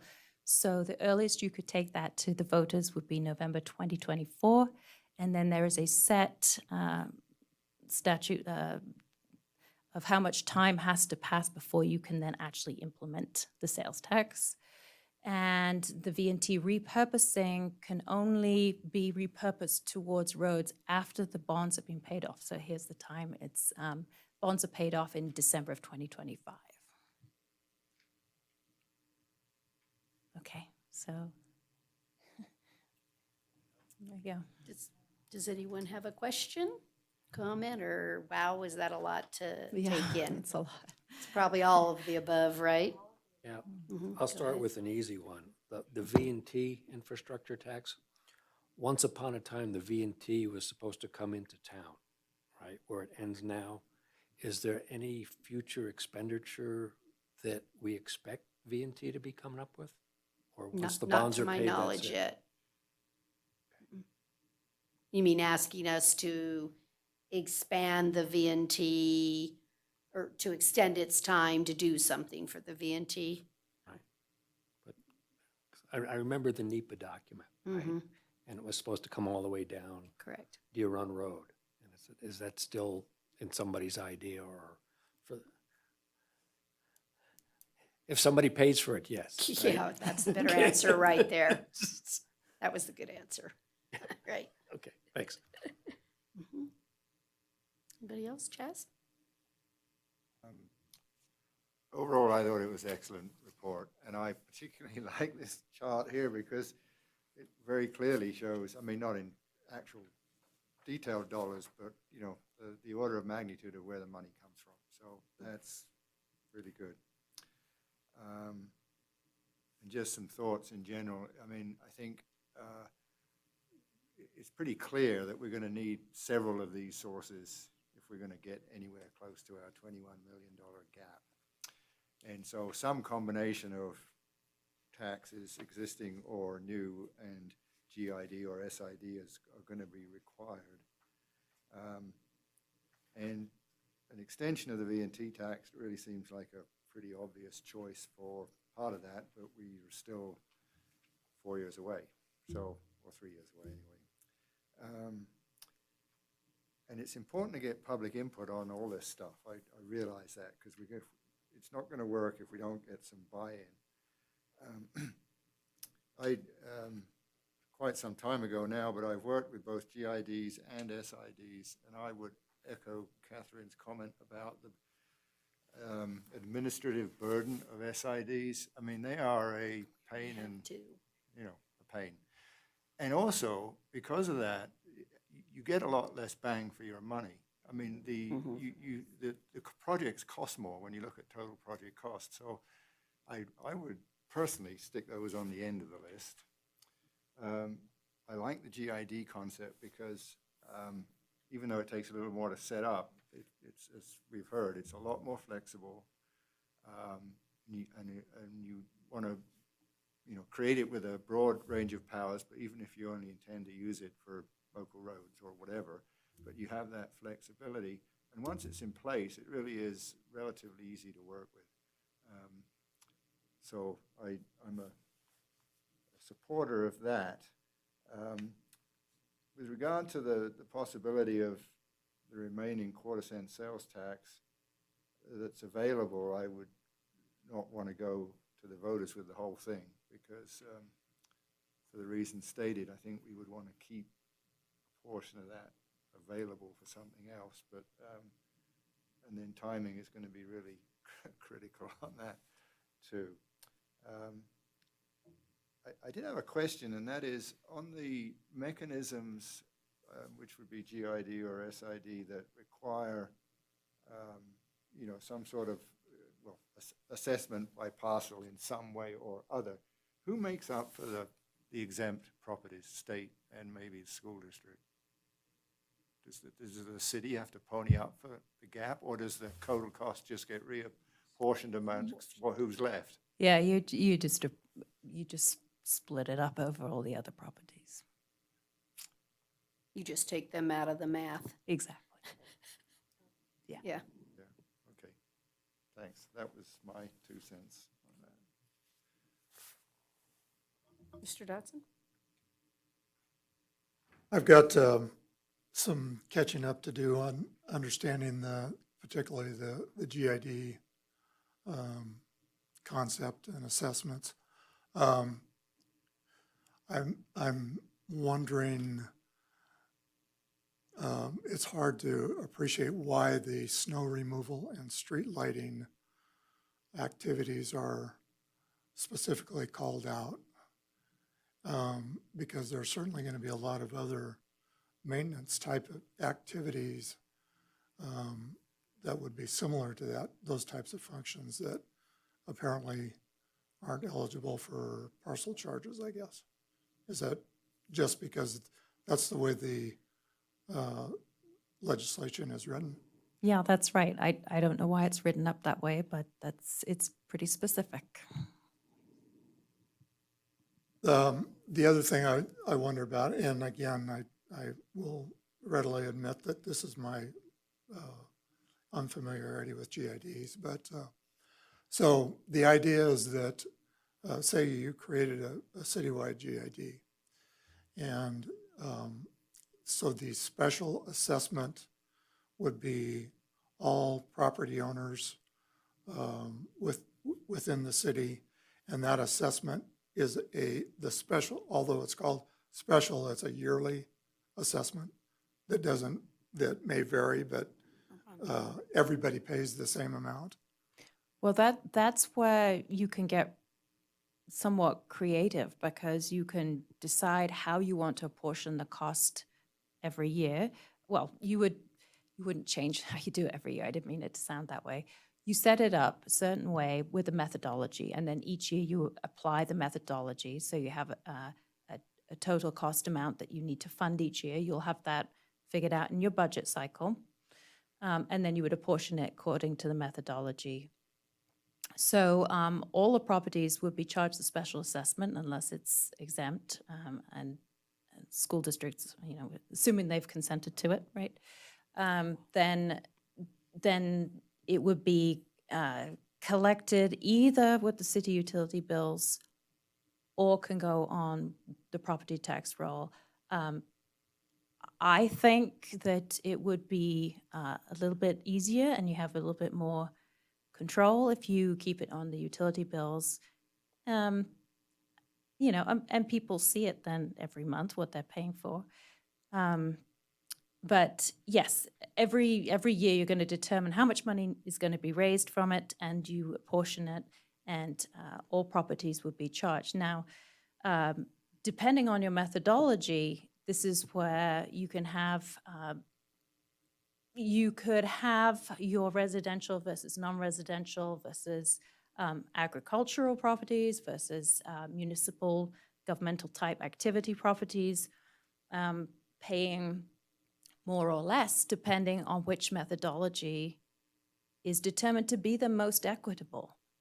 And that's where that public outreach becomes, I think, very important with the GIDs, because you want to set something up that most people feel is the most equitable. Thank you. One more, if I may. So again, with the GID, you mentioned that you could create within the GID an SID or an NID. Why would you do that? I think it's an interesting thing. Certainly you wouldn't have to. I think you might want to, because the GID is taking control of the pavement maintenance. And if you have a special project that you think it's above and beyond what you're doing, for example, citywide, you could create an SID that's specific to that area for that project, and it just keeps it within the umbrella of the decision makers for roads maintenance and preservation. I don't think that's a critical decision point by any means. I just think it's something you might want to do.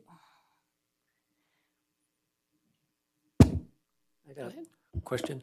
Carson City has NIDs right now, right? For downtown and South Carson, likely we'll have one for East William at some point. How arduous a process was that? And, what's the feedback and how much do folks, ballpark?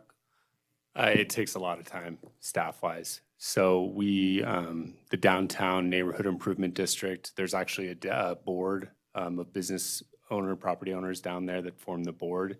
And so they make a lot of the day-to-day decisions on what happens, but the city still has oversight in that NID, as well as every year we come through the board process, number of staff reports and approvals and all that stuff. That takes a lot of staff time. The South Carson Neighborhood Improvement District, we set up a little bit differently. There's no board that was formed for the South Carson, so the city does all the administrative efforts for that project. So we work with the landscape maintenance contractor. We review the street, making sure that the landscaping is done properly and per the specific scope of work.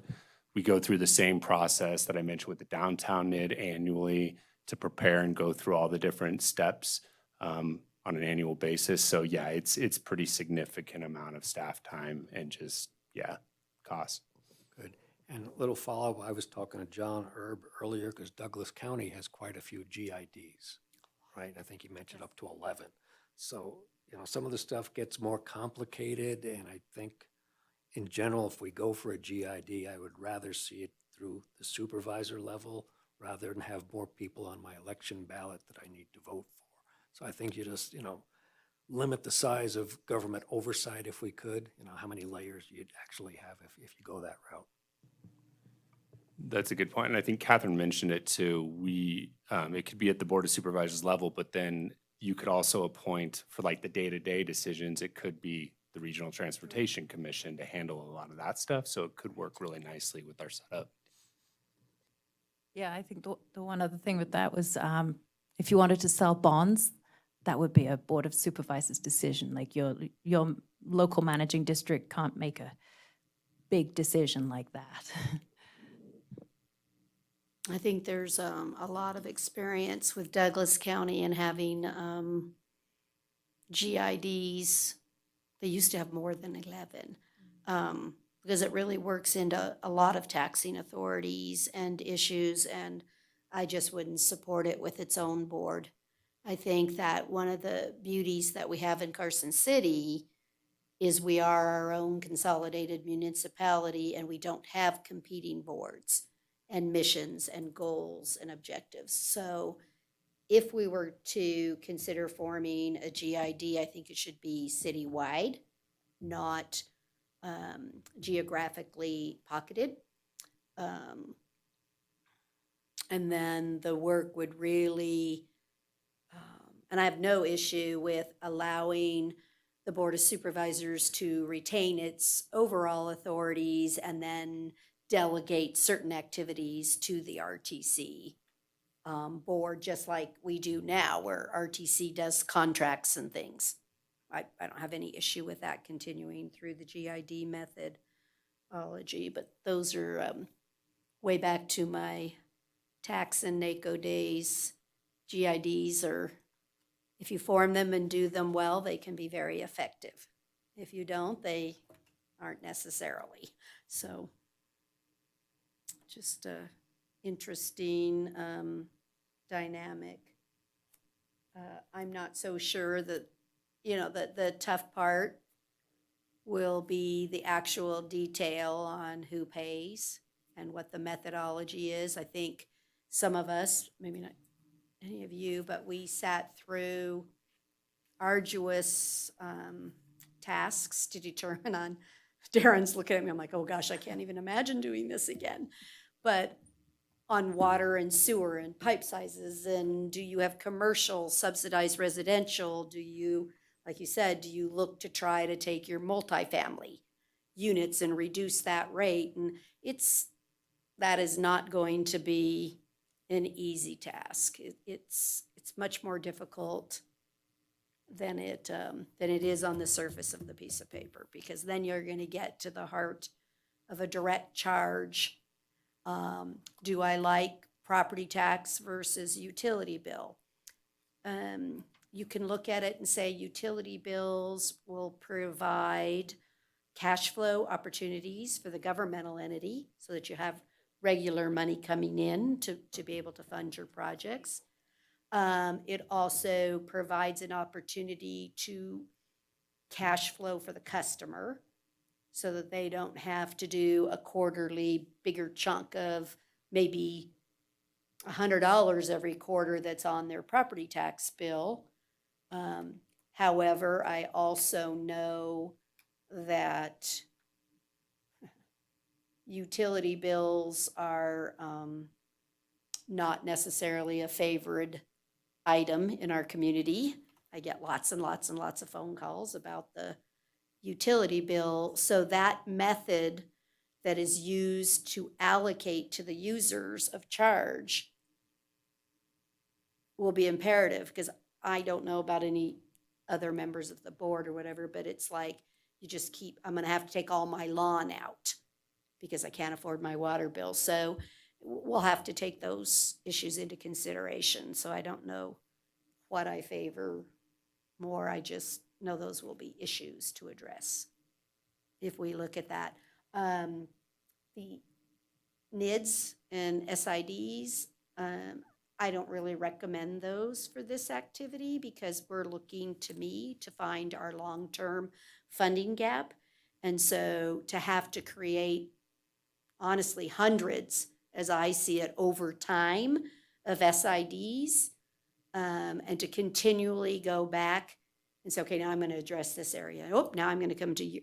Now I'm coming to your local roads. I think we'll have some disparity in the community if we do that, because there'll be areas that simply cannot afford to ever have an SID in their general area versus can they help afford in a general improvement district a small assessment. And so I think for the health of the entire community and equal access for the opportunity for neighborhood roads to be improved, I would not look at the SID method. Sales tax, the beauty of those is it does allow a percentage from people that don't live here that do travel on our roads, so they are impacting the roads, and so I don't think it's unfair to ask a visitor to help pay. So I think I'm not adverse to that. And certainly the public has the right to vote. So I don't mind that either. It's up to the public. And that was just what we saw in the diesel tax. I think if the public sees the true benefit and what it can do, they're willing to pay for that. So I don't have a problem with sales tax going before the voters and asking that to participate. I don't know if we can chew all this up, you know, and I recognize, I'm not naive, 21 million is a lot of money. You know, if we're only spending 4 now and we want to spend 21, I also understand your concept of reassessing the pots of dollars that are available now if we want to, what's the right word I want to say? If we want to put an emphasis for transit as an example. I want to be very careful that we are fully transparent with the public, that here's pots of money I have now, and what am I don't want bait and switch. I don't want anyone to assume that I'm doing a bait and switch over here. I had the dollars for the transit, we've been funding it, but now you're gonna increase my taxes so you can do that, and then you're gonna move that money somewhere else that's not transportation related. So I think it's imperative as we go that if we're going to reallocate where the asterisks are that says, okay, street maintenance can do whatever, that we keep the whole pot and that we're very clear with the public all the activities that we're doing currently, and we're still going to keep doing all those activities. We're just going to move around the most efficient and effective use of every dollar. And I think that's what I want to stress so that it doesn't look like, I don't know, I'm going to go, what else, what might we do? I'm not going to go hire another fireman instead and then take it away from the road activity money. So those are just my points of discussion. Hope it's helpful. Hard. Question, if we're going to be going out to the public with some of these options, can we say how much the public is paying now for transportation? You know, a range of. That's really what I'm trying to articulate, is that we have to do a very good job of showing all of the activities, you know, what snow plow, like you said, what counts. Because I think a lot of people, so I'll just go with comments that I hear in the public. They're not right or wrong, they're just comments, right? Why are you putting landscaping in when I have all these potholes? And so that's what I mean by please designate, right? That 5% of our, 5% of our money, X amount, is currently being spent on landscape maintenance. Tree dies, right? I get phone calls all the time. Well, just go fix the tree, put another one in. Well, the problem is we put it in with the original capital project, but I don't have any maintenance dollars. So when the tree dies, I don't have somewhere to go get the tree. So I think staff will have a little bit of work on this, but you're absolutely right. We're going to have to be able to articulate what they're going to get if they buy in to a general improvement district, because that's what we're going to need is community buy-in to say this is the right path, because roads are that important. And then one of the other things that is not on here at all, and which is why I brought it up during the discussion, because full transparency is always your answer, is to really look at any allocation of dollars that we currently do in this city, and is there any option to move another priority? Can we prioritize more of the general fund to go to roads? And I know that's not popular from a staff side. I get all of that. But it still is my job as a board member, or even public input, is have I addressed that issue? And I think it's important that the public realizes whenever possible, the city has moved when we've had it, right? If the sales tax came in higher than we anticipated, we got our ending fund balance. We're like, oh my gosh, we have an extra $300,000 or $500,000. So we went and did the street lights in the flashing lights for the school, right? Because we knew that that was a safety importance. And so I want the public to still realize it's not that we're never going to allocate, but it comes to your discussion that then I can't do the sheriff's office, the fire department, the juvenile courts, it takes away from my ability to do parks and all those other activities, but I don't want to leave off the discussion that it is what we prioritize on all activities. So general fund is always an option. And I don't want to not state that. I want to be transparent. Does that mean you have a bunch more work? Sorry. You did a great job on this. Thank you. Just to add one thing, we'll see how it really goes, but with the local road safety plan, I think you might be able to spend federal safety dollars on local roads if you have a local road safety plan. Because it applies to any public road, or at least used to. Okay.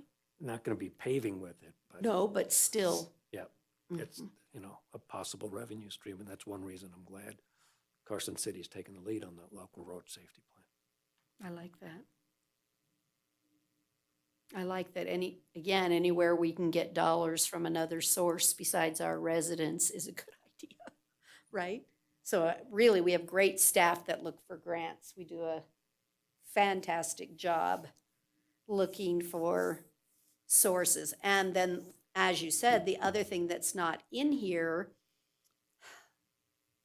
and maybe that's something when we talk about GIDs, if I'm bringing grants, because those are one-times and things I might be able to bring in, so then maybe your assessment doesn't have to be as much. So let's, pretend we're getting 21 million a year.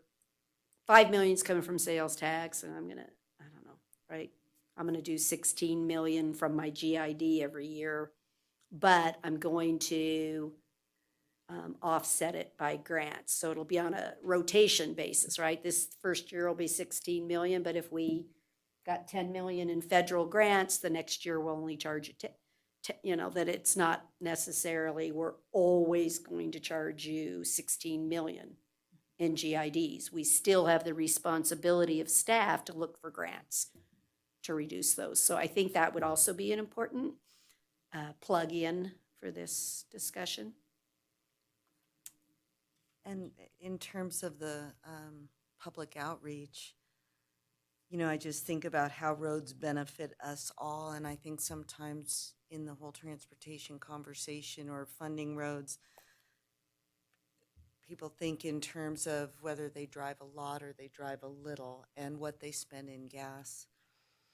But if it's how roads benefit us all, whether you're driving, whether you're cycling, whether it's safety or recreation, daily life or vacation, food, mail, everything. Roads, it's our supply chain. So I really think that if we include truly what roads bring to each and every person, it's easier to get that buy-in, that we all benefit and we all have an opportunity to really be a community that we want and need to be. So any comments? Go ahead. Along the lines that Lisa was discussing, I think that these funding mechanisms lend themselves well to addressing that. The road is for everyone type of thing, with getting down to the local roads. I was looking at the report from the state funding working group, and I like the way they acknowledge that things like these are much better suited to addressing local needs rather than looking at the, gas tax indexing or a road user types of fees, which I think that is where they're going. So again, it just helps make the case, I think, to the public that, we all use them. And, this is a fair way of, funding those needs for everyone. I guess that would be another question. that makes this all so difficult is to understand what is the state going to be doing that also will impact every single resident in the community? Are you seeing, I don't know, $20 a month? I don't know what your answer is from your working group, but am I gonna see that coming soon and hitting the taxpayer of, oh, not only just pretend your model was $50 a month for local road to meet our needs, are they gonna get another 20 or 30 to have to hit those state roads? Yeah, thank you, Mayor. That's an excellent question. That's something we have discussed at the statewide working group.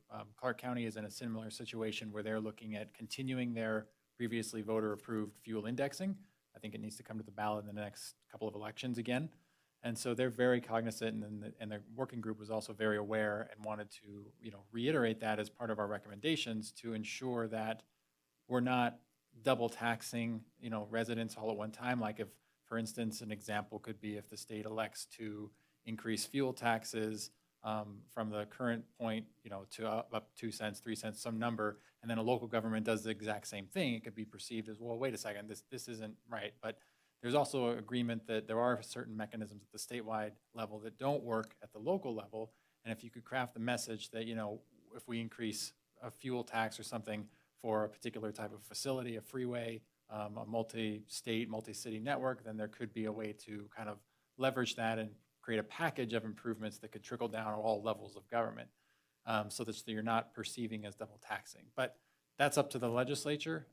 One of the recommendations included, consideration of timing of implementation of these different funding mechanisms. And so there's sort of a structure formulated as part of the working group's recommendations, such that we're not saying you have to do this year, this next year, this the next year. The legislature is aware that these are important, but that timing and other factors should be considered when implementing new revenue. So I definitely appreciate the comments, because that is something we do have to consider when we look at these mechanisms. Anybody else? Okay, is there any public comment on this item? Okay, thank you so much. Did we provide you guidance or? Okay, good. All right, thank you. Wonderful presentation. We'll see if my phone rings tomorrow. I somehow bet it will, but thank you again. Okay, we're gonna move on to agenda item 5B, which is discussion of possible action regarding a determination that Herback General Engineering is the lowest and responsive bidder pursuant to the Chapter 338 for our Colorado Street project. Everybody had a chance to read this? Yep. Anybody have any questions for Brian on this contract? It's just always, Yay, Colorado Street. Oh, just always amazing, the different prices for the different items.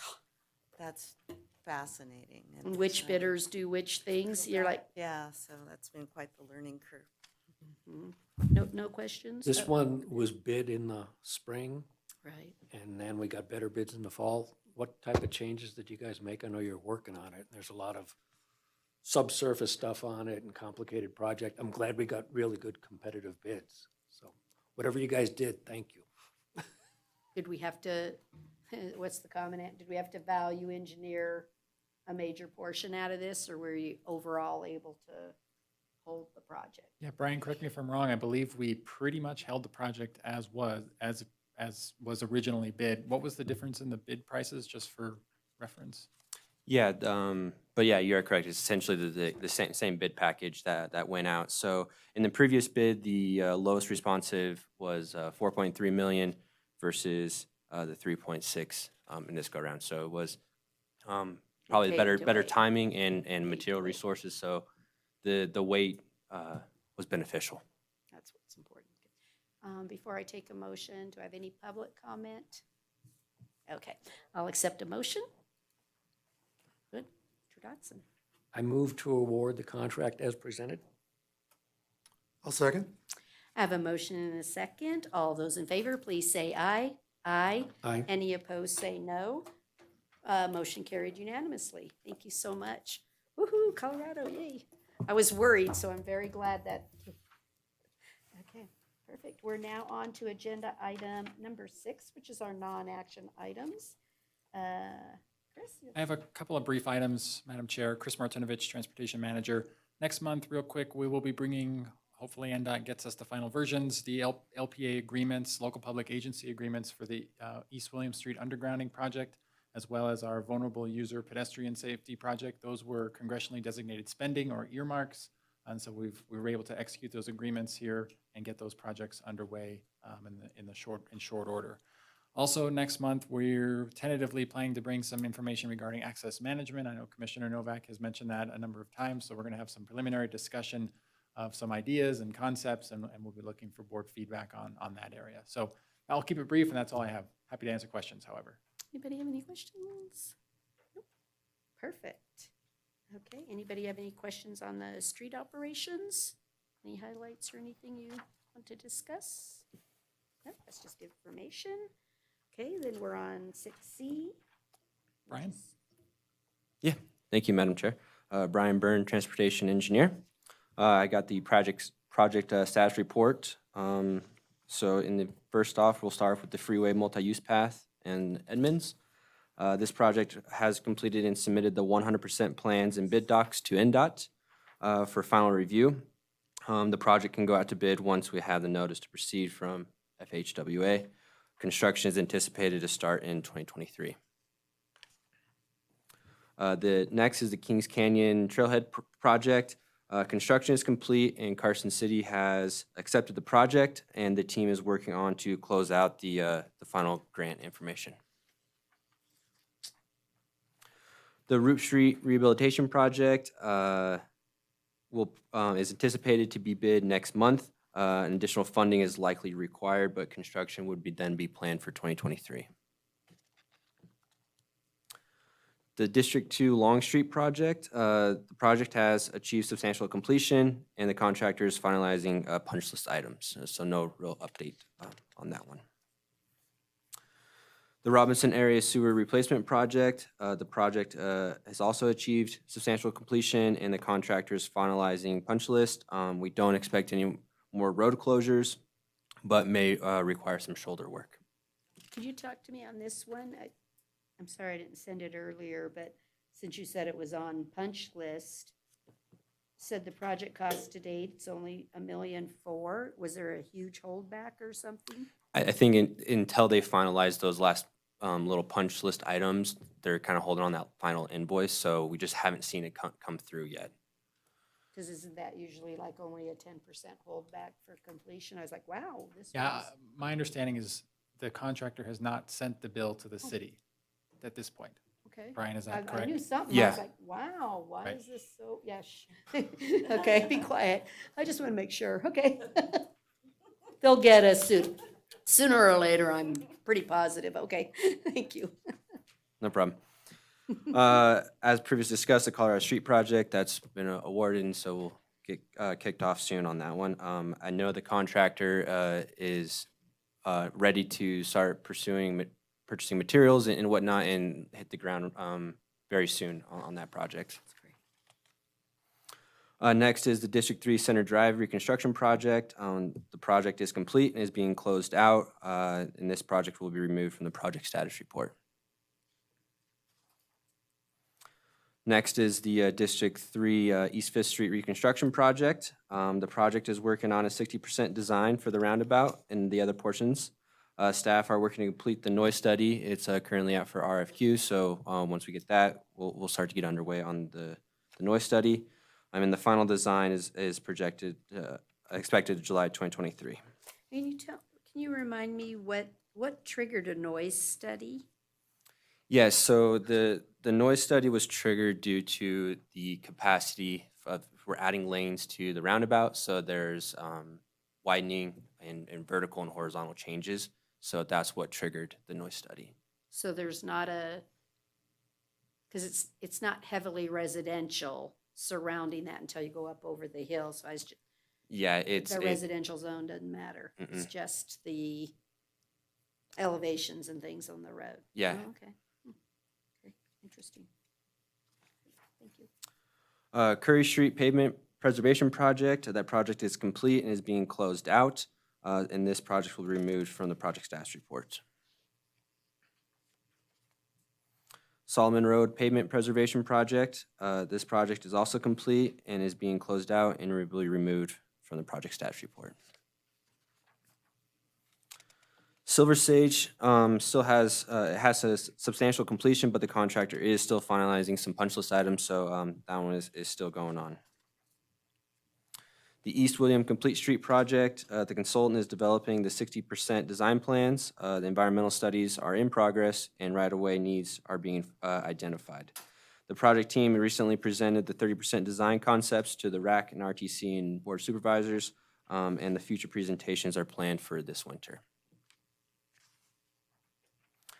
The DMV Multi-Use Path Project, the project is continuing to develop the 60% design plans. The project final design is expected to be completed in the summer of 2023, with construction outlined in the spring, summer of '24. The Appian Way Traffic Signal Intersection Improvement Project, the consultant is working on addressing city comments from 50%, and coordination continues with NDOT along with the subsurface utility investigations. Design is expected to be completed by the end of the calendar year. A new project added to the status report is the Desatoya ADA Improvements Project. So just to highlight what's going on here, we have some just crosswalk enhancements, improvements along Desatoya at Loloma Drive and Monte Rosa Drive. Staff have completed our 60% design plans with the completion expected earlier in 2023. Next, added to the report is District 5 Medical Parkway Preservation Project. We have completed 60% design plans for this, and the design is expected to be completed earlier in 2023, and bidding following that in February. And then last is the District 5 Mountain Street Preservation Project. This is also at 60% design and with the same time frame of completion. And with that, I'm happy to answer any questions. Does anybody have any questions, Chaz? Yes, I do. So the last one, the Mount, oh, I'm getting confused between Mountain and Winnie. Never mind. He answered his own question, I know. Look down, never mind. Winnie's coming next, so I'll have an update of that one probably in the next report. Thank you. Okay, does any member have any comments or thoughts or anything to share? Madam Chair, I would just like to say that I've enjoyed my time on the RTC for the last 5 years. And I've been continually impressed, number one, by the capabilities of the staff. I think they do an excellent job, but also the knowledge and engagement on the commission itself. So I really think it's a good team all around. So I just wanted to say that to the rest of you.